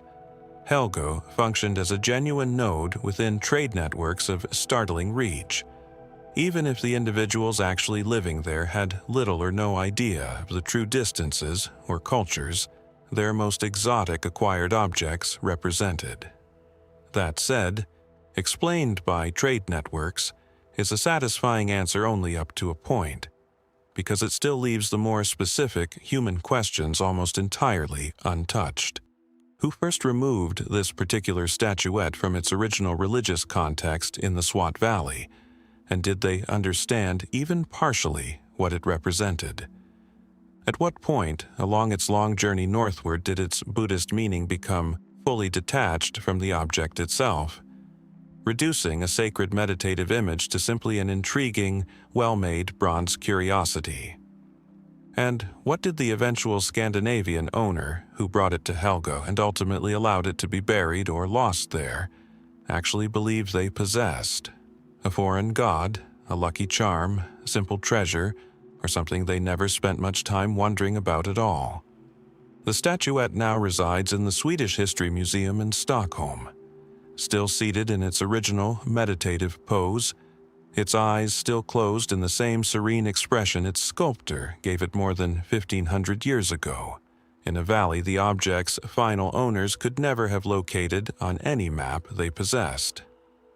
It survived a journey longer, in both distance and cultural translation, than almost any other object explored in this investigation, carried by nameless hands across mountains, rivers, and seas, valued at every stage for reasons that shifted with each new owner, until it came finally to rest in cold Scandinavian ground, farther from home than it, or anyone who ever held it along the way, likely understood. What other objects, carrying stories just as improbable, might still be sitting misidentified in collections and storerooms, their true origins as quietly lost to distance and time as this small bronze figure's nearly was, some miles south of where our last chapter left its shadows? Along the western bank of the Nile near Luxor, the desert holds a different kind of relic. Smaller, quieter, and in its own way just as unsettling. It does not tower over the landscape like a monument. It does not glitter like buried treasure.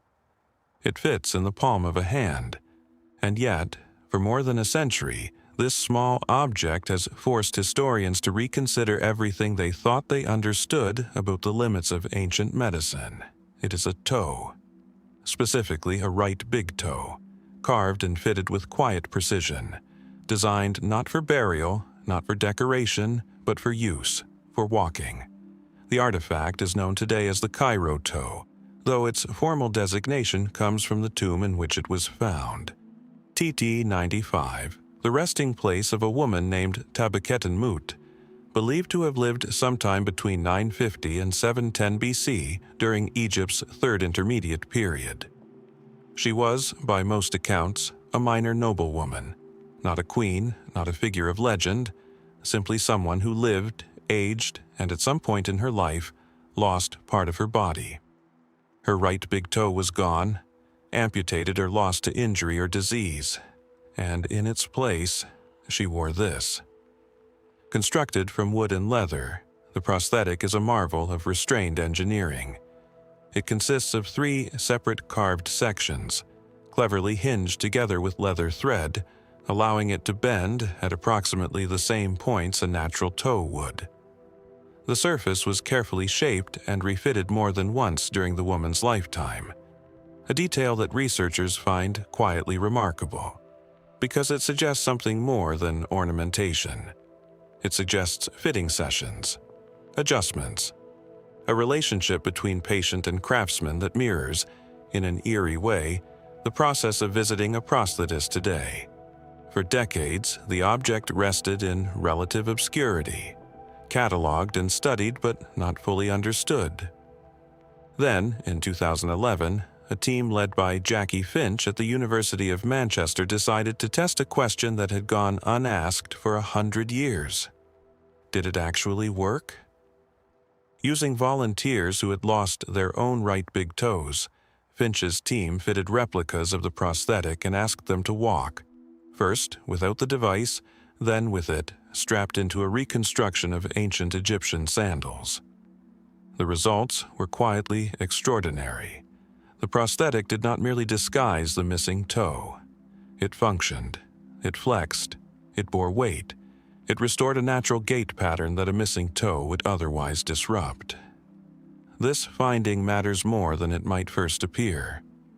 The human big toe carries a significant portion of the body's weight during walking, somewhere close to 40% of the forward push in each stride. Losing it doesn't just look different. It changes how a person moves through the world, placing new strain on the ankle, the knee, the hip. Whoever designed Tabakedenmut's toe seems to have understood this. Not through modern biomechanical theory, of course, but through observation, trial, and an intimate familiarity with how the human foot behaves under pressure. And she was not alone. A second artifact, discovered decades earlier and now housed in the British Museum, complicates the story further. Known as the Greville Chester Great Toe, named for the collector who acquired it in the 1880s, this prosthetic is made not of articulated wood and leather, but of cartonnage, a material built from layers of linen, plaster, and glue, similar to what was used in mummy masks. Radiocarbon analysis places it even earlier, possibly before 600 BC, which would make it, depending on how one interprets the dating, potentially older than the Cairo toe. For years, scholars debated which of the two deserved the title of the world's oldest known prosthetic. The debate itself is telling. It means we are not looking at a singular curiosity, an isolated stroke of genius from one gifted craftsman. We are looking, possibly, at a tradition, a body of accumulated knowledge, passed down, refined, applied more than once, in more than one workshop, for more than one patient. This is where the official narrative comfortably rests. Ancient Egyptian medicine, after all, was sophisticated by any standard of its era. The Edwin Smith Papyrus, a text describing surgical procedures with clinical detachment, shows physicians who observed, diagnosed, and treated injuries with a level of rigor that would not resurface in written form for centuries. Egyptian doctors set fractures, dressed wounds, and performed procedures we would recognize today as functional surgery. Viewed against this backdrop, a functional prosthetic toe is less an anomaly than a natural extension of a culture that took the mechanics of the human body seriously. And yet, there is a quieter question sitting underneath the accepted explanation, one that researchers rarely say aloud, but that lingers all the same. Why the toe? Of all the possible amputations, of all the injuries the body might suffer, why does the archaeological record preserve, not once, but at least twice, in two different materials, in two different workshops, this specific, unglamorous, weight-bearing digit? A missing finger would have been easier to disguise. A missing hand would have carried more visible social weight for a noblewoman moving through court and temple life. But the toe is functional above all else. It is not for show. It is for movement. It is for walking correctly, and without pain, through the sand and stone streets of Thebes. Some researchers have gently proposed that the answer lies in Egyptian religious belief, that the body, in order to walk correctly into the afterlife, needed to walk correctly in life first. If the toe was removed for burial, purely ritual, then its function would be irrelevant, and a simple wooden stub tied on would have sufficed. But that is not what was made. What was made moves. What was made was refitted, adjusted, worn down through actual use, over actual years, on actual ground. This was not a device built for the dead. This was a device built for the living, which leads inevitably to the fringe of the conversation, the territory where mainstream Egyptology grows quiet, and speculation is left to fill the silence. Could such refined biomechanical understanding, some ask, point toward medical knowledge more advanced than we currently credit to the era? Could there have been a broader, now lost tradition of prosthetic and orthopedic craft, of which only these two fragile survivors happen to remain, preserved by the dry desert air while countless other examples decayed, were buried in flooded tombs, or were simply never found? It is a question that cannot be definitively answered, and perhaps that is precisely the point. Absence of evidence, as any archaeologist will tell you, is not evidence of absence. and the Egyptian climate is unusually generous with what it chooses to preserve, and unusually silent about everything it does not. We are left, then, with two small objects: a woman's toe carved from wood, bent at the joint just as a living toe would bend; a stranger's toe, molded from linen and plaster; older still, its owner's name lost entirely to time. Between them lies a question that modern medicine likes to think it invented. How do you restore movement to a body that has lost a piece of itself?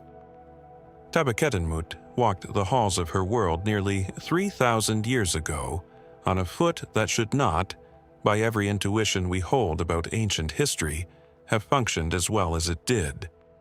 And somewhere beneath the sand, in workshops we will never locate, someone measured her foot, adjusted the leather hinges, and sent her back out into the world to walk again. What else did they know, in those quiet workshops along the Nile, that we have yet to rediscover? We left the last chapter with a question about what the earth chooses to preserve, and what it lets vanish. In Egypt, it was dry sand and stone tombs holding on to wood and leather for 3,000 years. Farther north, across a colder and wetter world, the ground keeps its own kind of archive, and it keeps things the desert never could. In the boglands of Ireland, where the earth is soft, black, and centuries deep, turf cutters have long known that the ground occasionally gives something back. Not bones, not always. Sometimes it is a body, startlingly preserved, skin and hair intact after 1,000 years underground. And sometimes, more strangely, it is food. Butter. Bog butter is not a rare curiosity confined to a single find. Hundreds of examples have surfaced across Ireland, Scotland, and parts of northern Europe, recovered from peat bogs by farmers, laborers, and archaeologists alike, often quite by accident, a spade striking something firm and waxy, a meter or more beneath the surface. Some deposits are modest, a few hundred grams wrapped in bark or cloth. Others are staggering. In 2013, a turf cutter in County Meath unearthed a barrel of bog butter, weighing roughly 100 pounds, dated to somewhere between 1745 and 1450 BC, meaning it had rested in the dark, undisturbed, for well over 3,000 years. What makes this possible is the chemistry of the bog itself. Peatlands are cold, waterlogged, and almost entirely without oxygen, conditions that suppress the bacteria and fungi responsible for ordinary decay. The environment is also highly acidic and rich in a compound called sphagnin, released by the sphagnum moss that builds the bog layer by layer over centuries. Sphagnum binds with nitrogen and effectively pulls the chemical building blocks of decomposition out of circulation. The result is a kind of natural sealant, an airless, acidic, antibacterial vault that can hold organic material in near-suspended animation. It is the same set of conditions that has yielded Europe's famous bog bodies, faces, and fingerprints still legible after millennia. Butter, it turns out, survives just as readily as flesh. The mainstream explanation for why so much of it ended up there is, on its surface, a practical one. Before refrigeration, preserving dairy through the warmer months was a persistent challenge, and the bog offered a naturally cool, stable, low-oxygen storage environment, not unlike a root cellar or a spring house. Bury a wooden keg of butter deep enough in the peat, and it would keep for months, safely hidden from both spoilage and from anyone who might otherwise take it. Under this reading, bog butter is simply an ingenious solution to an old problem. A forgotten pantry, a cache someone meant to return to and, for reasons lost to time, never did. It is a tidy explanation, and for many of the smaller finds it likely holds. But the deeper researchers look, the less tidy the full picture becomes. Consider first the sheer quantity. If bog burial were purely a storage method, we might expect finds clustered near settlements, in modest amounts, retrieved within a season or two, the way one might expect a cellar to be regularly emptied and refilled. Instead, archaeologists have recovered deposits weighing dozens of kilograms, buried at depths that would have required real effort to reach, in locations sometimes miles from the nearest known habitation. Why bury an entire barrel of butter, at real physical cost, in a bog far from home, and then simply never come back for it? Some pieces show signs of having been left for years, even decades, based on the depth of peat growth above them. That is not the behavior of a pantry. That is the behavior of something else entirely. This is where the conversation shifts from the practical to the ritual, and where mainstream archaeology itself begins to entertain a second, quieter theory. Bogs in Iron Age and early medieval Ireland were not viewed as empty, ordinary land. They were liminal spaces, neither solid ground nor open water, neither fully of this world nor entirely apart from it. Across the archaeological record of the British Isles, bogs have yielded weapons, jewelry, tools, and human remains, many showing evidence of deliberate, ceremonial deposition rather than accidental loss. Some bog bodies bear injuries consistent with ritual killing. Precious metalwork has been found placed with apparent care, not discarded but offered. Viewed against this backdrop, bog butter takes on a different character. Was it, in at least some cases, not a stored good at all, but a gift, an offering left to unseen forces believed to inhabit these strange, shifting places? Early Irish law texts and later folklore both preserve a persistent unease about bogs, describing them as thresholds to another realm, places where the ordinary rules of the world grew thin. A barrel of butter, rich and valuable in a subsistence economy, would have represented genuine wealth. To leave it behind, permanently, unretrieved, may not have been an oversight. It may have been the entire point. The chemistry adds one more layer to the puzzle, because the bog does not merely preserve, it transforms. Over centuries, the fats within the butter undergo a slow process of hydrolysis and hardening, reacting with the bog's acidic, mineral-rich environment. The result is a substance that has changed in color, texture, and smell. Reports from those who have handled fresh finds describe something closer to a hard, waxy cheese, sometimes pale yellow, sometimes a deep, disconcerting gray, with an odor that lingers stubbornly on the hands. Some archaeologists have wondered whether this transformation was not merely a side effect, but was, in certain periods, understood and even intended. Whether communities recognized that what emerged from the bog was no longer simply butter, but something new. Something the bog itself had made. There is also the matter of what, precisely, we are looking at chemically. Modern lipid analysis has confirmed that most bog butter is, as expected, dairy fat, though a smaller number of samples have tested instead as adipose, animal fat rendered from meat rather than milk, raising quiet questions about whether bog butter is even the correct catch-all term for a practice that may have varied significantly by region, era, and intent. Were all these deposits part of the same tradition, or have we been grouping together centuries of distinct, unrelated acts, some practical, some spiritual, some perhaps something else again, simply because they share a burial medium and a waxy, yellow-gray appearance? No written record survives to settle the question outright. The people who buried these barrels left no accompanying note, no inscription explaining whether they intended to return, or whether return was never the plan at all. What they left instead was the butter itself, sealed in darkness, chemically frozen at the exact moment it went into the ground. And the bog has held that moment faithfully, without offering any further explanation, for 3,000 years.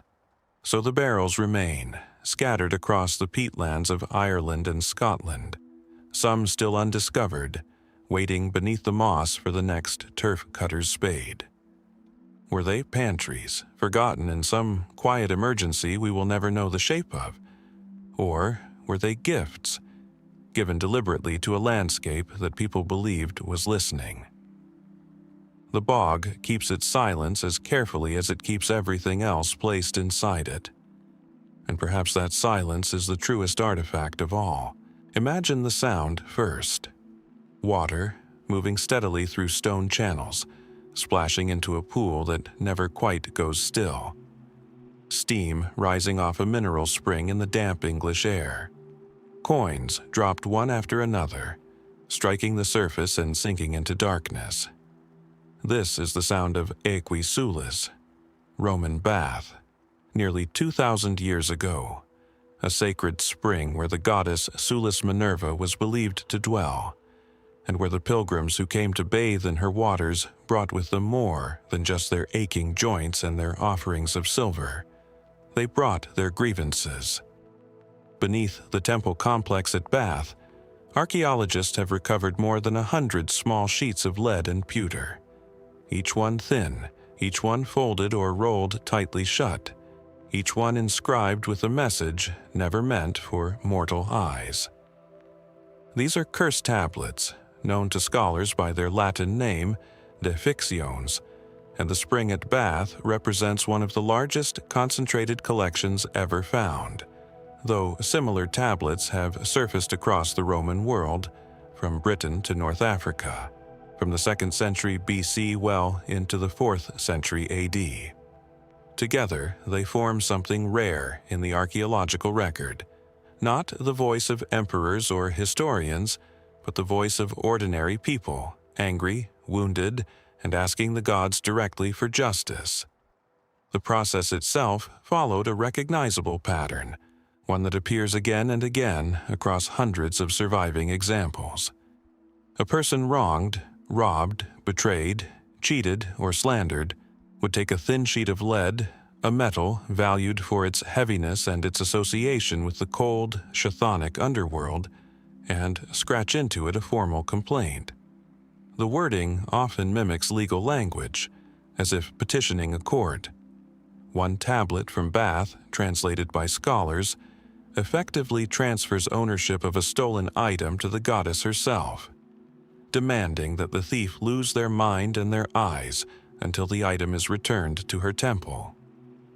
Others name the accused directly, sometimes only by a first name, sometimes with startling specificity, occupation, relationship, even physical description, as though the author wanted to leave no possible ambiguity for the divine recipient. Once written, the tablet was folded shut, occasionally pierced with a nail, and cast into the sacred spring, where it would sink beneath the surface and out of the world of the living. On the surface, this practice sits comfortably within what we already understand about Roman religion. The Romans did not draw the sharp line between the sacred and the legal that later cultures would. Petitioning a deity to intervene in a dispute was not fundamentally different from petitioning a magistrate. Both were appeals to a higher power capable of restoring balance. The curse tablets of Bath in this reading are less about black magic and more about desperation. Ordinary people denied justice through conventional means, turning to the one authority left available to them. And yet, the closer one examines these small sheets of lead, the stranger certain details become. Consider the handwriting. Many of the tablets were composed by scribes for hire, professionals who specialized in this exact service, suggesting an entire semi-formalized industry existed around the drafting of curses, templates, formulas, perhaps even a kind of institutional memory passed down among practitioners who understood which words carried weight and which did not. Some tablets employ a peculiar technique known as reverse writing, the text inscribed backward, right to left. occasionally with the lines themselves running in alternating directions across the sheet, a method scholars call boustrophedon, meaning as the ox turns while plowing a field. Why go to such lengths? Some researchers suggest reversed text was meant to mirror the inverted nature of the underworld itself. A message written for the dead, in the language of the dead, meant to be read only by eyes that did not belong to the living. Then there is the matter of the names. On several tablets, the accused is cursed alongside a peculiar clause that the guilty party's identity need not be known to the victim, only to the goddess. One petitioner at Bath, robbed of clothing, effectively told Sulis Minerva that she need not reveal the thief's name to anyone, only ensure that the thief's own blood, health, and sleep be taken from them until restitution was made. This raises an uncomfortable question that mainstream scholarship has never fully resolved. Were these tablets meant purely as emotional catharsis, a private ritual to process powerlessness and rage? Or did the authors genuinely believe, with the same certainty a modern person might have in a functioning legal system, that the words on that lead sheet would produce a real, physical consequence in the world of the accused? The materials themselves offer another quiet clue. Lead was not chosen carelessly. Beyond its underworld associations, ancient sources describe it as a metal of binding, heavy, cold, resistant to change, fitting for a curse intended to trap or immobilize its target. Some tablets go further still, invoking not just Sulis Minerva, but a wider cast of underworld figures, blending Roman religious vocabulary with older, more obscure traditions absorbed from the edges of empire. This layering hints at something larger than isolated folk superstition, a shared, semi-standardized system of belief in the power of the written curse, one sophisticated enough to develop its own grammar, its own specialists, its own expected results. It is here that the fringe edges of interpretation begin to surface, cautiously, at the margins of academic discussion. Could the specificity of certain tablets, details of injury, timing, and language that seem to closely track real, documented events in the historical record, suggest something more than coincidence? Could the persistence of this practice across 4 centuries and vast geographic distance indicate not scattered, isolated desperation, but a genuinely coherent tradition of psychological or spiritual technology, refined over generations, whose actual effects on outcomes we are no longer positioned to evaluate? No serious historian claims the curses physically struck their targets blind or lame. But the tablets do raise a quieter question about belief itself, about what it meant to live in a world where a folded piece of lead, dropped into dark water, felt like a legitimate form of recourse. The spring at Bath still flows today, steady and warm, drawing visitors who come now for leisure rather than justice. But somewhere beneath the modern pools, in the mud and silt undisturbed for centuries, more tablets almost certainly remain, folded shut, names and grievances intact, waiting for water that has already kept their secrets for 2,000 years. What else was asked of Sulis Minerva, in that dim light beside the spring? And how many of those old petitions, we might wonder, were ever truly answered? Leave the warm spring at Bath behind, and travel east, past the reach of the Roman Empire entirely, into the Veots Dzor province of southern Armenia, where the Arpa River has carved a valley of dry, sunlit cliffs.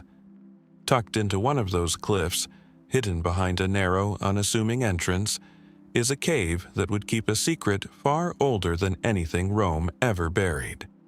It is called Areni I, and in 2008, inside a small pit sealed beneath a layer of dried sheep dung and ash, archaeologists found a shoe, not a fragment, not a sole, worn, thin, and unrecognizable. A shoe, whole, intact, stuffed with loose grass, likely to help it hold its shape, laced closed with a leather cord still threaded through its original eyelets.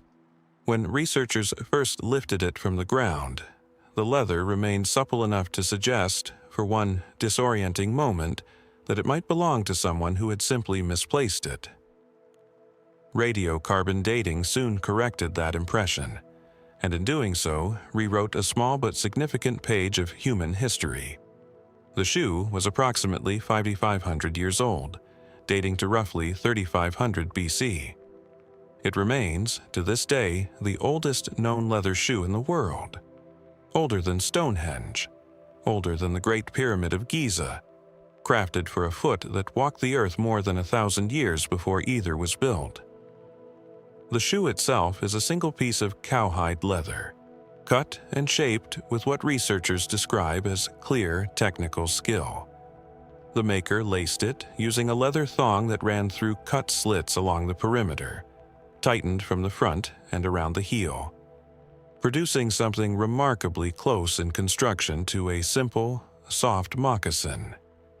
Analysis suggested it belonged to someone with a foot roughly equivalent to a modern European size 7, small enough that researchers initially debated whether it was worn by a woman or a young man, though its exact owner has never been identified. What is not in question is the skill behind it. This was not an improvised wrapping of hide around a foot. It was a designed object made by someone who understood pattern, fit, and durability. The preservation itself is its own small miracle, and like so many of these discoveries, the explanation begins with the earth. The cave environment inside Areni 1 was remarkably stable, cool, dry, and low in oxygen, with a consistent layer of sheep dung across the floor that, as it dried, appears to have acted as a natural sealant, locking out moisture and the microbial life that would otherwise have broken the leather down within decades. Conditions this precise are rare, which is likely why so few organic artifacts from this period survive anywhere else in the archaeological record. We are not looking at an isolated miracle of craftsmanship. We are looking, more likely, at a glimpse of something that once existed everywhere, of which almost every trace has simply rotted away, leaving Areni 1 as one of the only windows we have into an entire category of Copper Age life that would otherwise be invisible to us. And this is where the mainstream story, satisfying as it is, begins to open onto stranger questions. The shoe was not alone in that pit. Nearby, in adjoining chambers of the same cave system, archaeologists uncovered rows of large ceramic vats containing the crushed remains of grapes, alongside a shallow basin apparently designed for pressing them. Evidence of what is now recognized as the oldest known winery in the world, predating any comparable find by centuries. The cave also contained numerous human burials, some of children, arranged with apparent care. Taken together, the site presents an unusual convergence: footwear, wine production, and the dead, all sealed within the same dark chamber, all preserved by the same accident of chemistry. Why were these things gathered here, together, in a cave rather than a settlement? Mainstream archaeology offers a reasonably grounded answer. Areni 1 may have functioned as a ritual site, separate from everyday domestic life, used by Copper Age communities for activities considered sacred or set apart.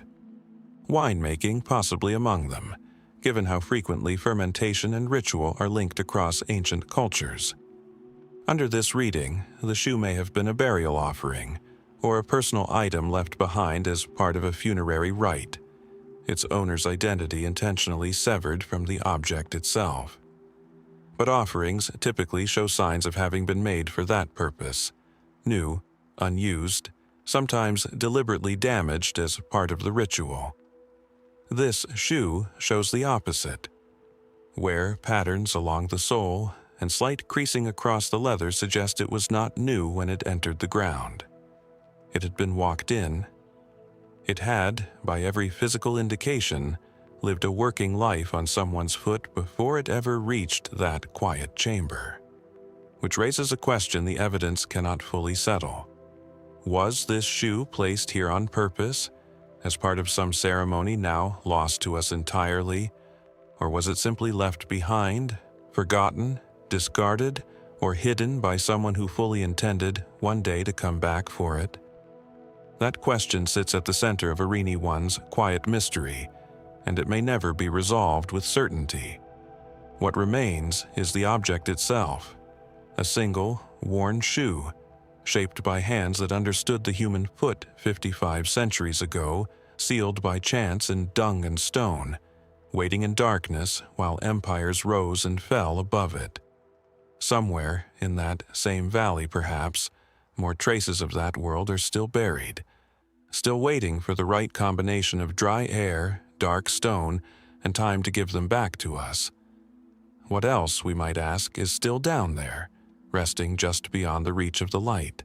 A shoe holds the shape of a foot long after the foot is gone. A few hundred miles northwest, in the flat, wind-scoured landscape of southern Denmark, archaeologists found something smaller, stranger, and just as intimate. An object shaped not by a foot, but by a mouth. At a site called Siltholm, on the island of Lolland, during excavations ahead of a tunnel construction project, researchers uncovered a small, dark lump of congealed material, roughly the size of a fingertip, pressed into the mud where it had lain undisturbed for nearly 6,000 years. It did not look like much, blackened, slightly misshapen, easy to mistake for a stone or a fragment of charcoal.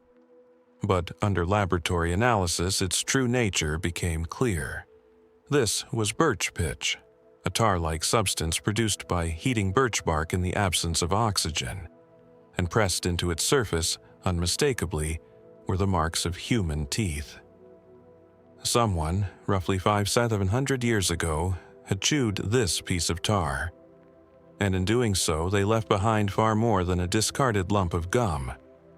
Birch pitch itself is well understood by archaeologists as one of humanity's oldest synthetic materials, used across prehistoric Europe as an adhesive, for hafting stone tools onto wooden handles, for repairing pottery, for binding one material to another with a strength that natural resins alone could not match. Producing it required real technical knowledge. Bark had to be heated slowly and carefully, at controlled temperatures without direct flame, in order to extract the sticky, dark substance inside. This was not a passive discovery, it was engineered. Making birch pitch meant understanding fire, timing, and material transformation well enough to repeat the process reliably, evidence of a far more sophisticated relationship with the natural world than the word prehistoric tends to conjure. Chewing it, though, served a separate and more practical purpose. As the pitch cooled, it hardened, becoming brittle and difficult to work. Softening it again by mouth, warming it with saliva and the gentle pressure of teeth would have made it pliable enough to shape and apply, whether onto a spear point, a hafted axe, or a cracked vessel. Under this reading, the object from Siltholm is a simple byproduct of ordinary technical labor. Somebody, thousands of years ago, was fixing a tool and left their teeth marks behind entirely by accident. That alone would make it a remarkable find. But researchers wanted to know more, and in 2019, a team led by geneticist Hannes Schroeder extracted and sequenced ancient DNA preserved directly in the pitch, protected from degradation by the same dense, resinous structure that had kept the object intact for millennia. What emerged was not a name, of course, or a face, but something startlingly close to one. The chewer, researchers determined, was very likely a young girl, one whose genetic profile pointed to dark skin, dark hair, and blue eyes, a combination associated with other hunter-gatherer populations found across Mesolithic Europe. The team even gave her an informal name, Lola, after the island where she was found.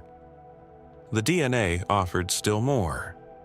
Trapped alongside the girl's own genetic material were fragments belonging to the food she had recently eaten, traces of hazelnuts and duck, offering a small, unexpected window into an actual meal, eaten by an actual person on an actual day 6,000 years ago. There were also traces of oral bacteria, including some associated with gum disease and, more strikingly, genetic material from several viruses, among them the Epstein-Barr virus, a pathogen still carried by a majority of humans today. In a single lump of chewed tar, researchers had recovered not just a tool repair in progress, but a health record, a meal, and a genome, preserved together by coincidence in a material never designed to hold any of it. This is where the story, remarkable enough on its own terms, edges towards something more contemplative, because what survived at Siltholm was never meant to survive. Bone endures. Stone endures. These are materials selected by archaeology's usual rules of preservation. But saliva, breath, the casual act of chewing something to soften it, these are actions that leave no trace in virtually every context in the archaeological record. It is only the accident of the pitch's chemistry, its resinous, oxygen-poor density, that sealed this fleeting, unremarkable moment in place, which raises an uncomfortable question for archaeology as a discipline. How many other such moments, equally human, equally rich with information, have simply been lost? Not because they were unimportant, but because nothing was present to preserve them? There is also something quietly unresolved in what this single object suggests about the limits of our record. If one piece of discarded gum can yield a face, a meal, an illness, and a genetic lineage, what does that imply about everything else that has not survived? The songs never carved into stone, the conversations that left no residue, the countless small human gestures that vanished the moment they were made. Lola herself remains, in every meaningful sense, unknown.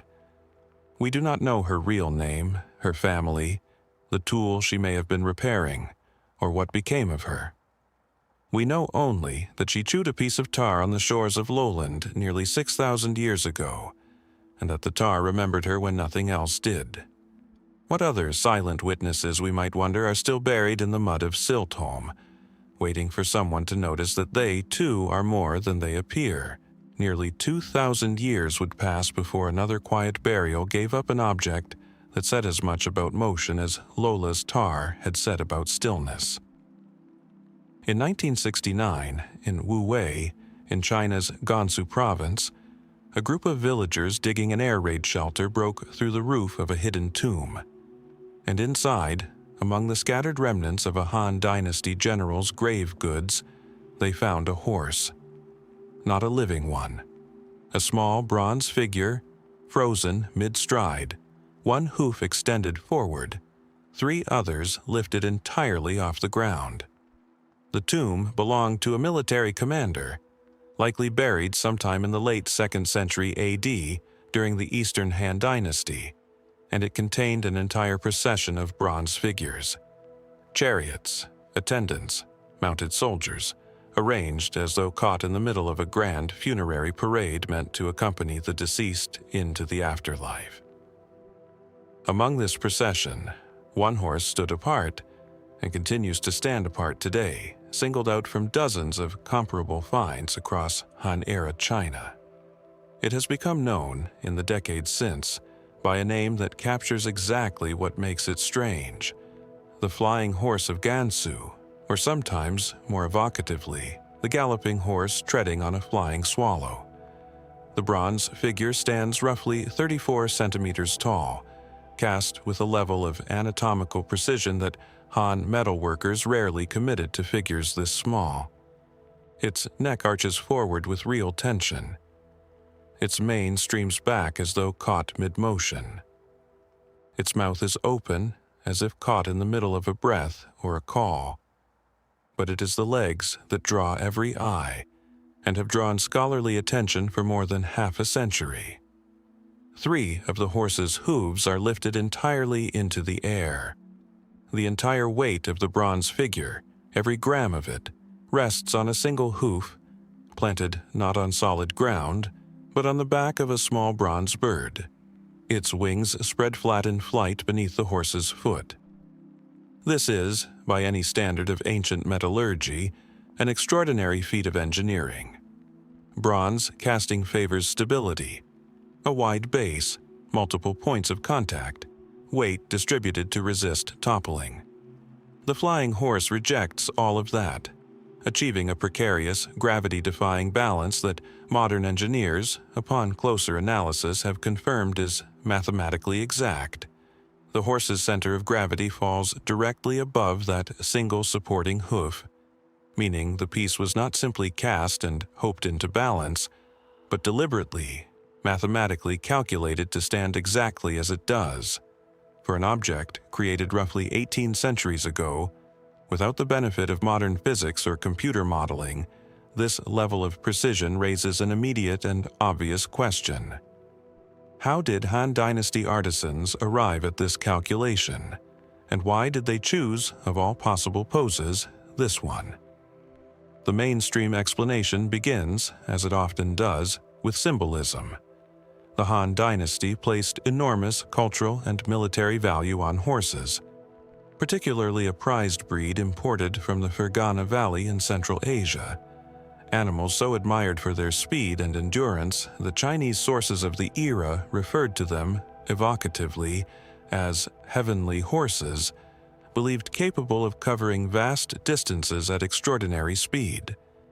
A bronze figure capturing such a horse at the height of a full gallop, entirely airborne but for a single point of contact, would have served as a powerful funerary symbol, a visual expression of speed, freedom, and perhaps the swift, unencumbered journey of the soul into the next world. The bird beneath its hoof in this reading may represent the horse's supernatural swiftness, so fast that it outpaces even a bird in flight, touching down upon it only by chance in the middle of its stride. It is an elegant explanation, and it fits comfortably within what we know of Han funerary practice, where tombs were routinely filled with objects meant to serve, symbolize, or accompany the deceased. And yet, the closer one examines the object's technical execution, the more that comfortable explanation begins to feel incomplete. Why would a funerary craftsman, working within an artistic tradition that rarely demanded this kind of structural risk, choose a design so difficult to achieve, so easy to get wrong, when countless safer poses would have conveyed the same basic symbolism? Was this horse an isolated masterpiece, the singular achievement of one exceptionally gifted, otherwise unrecorded artisan?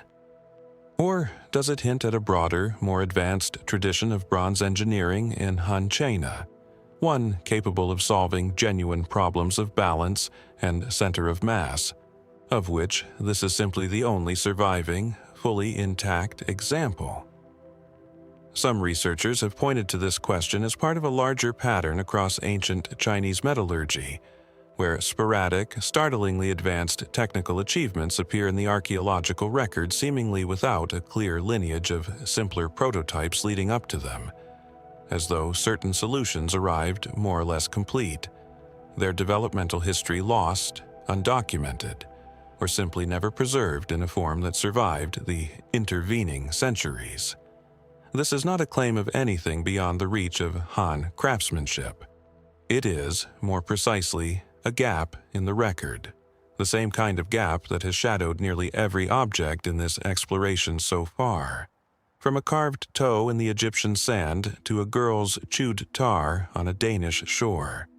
Skill without visible ancestry, mastery without a documented apprenticeship.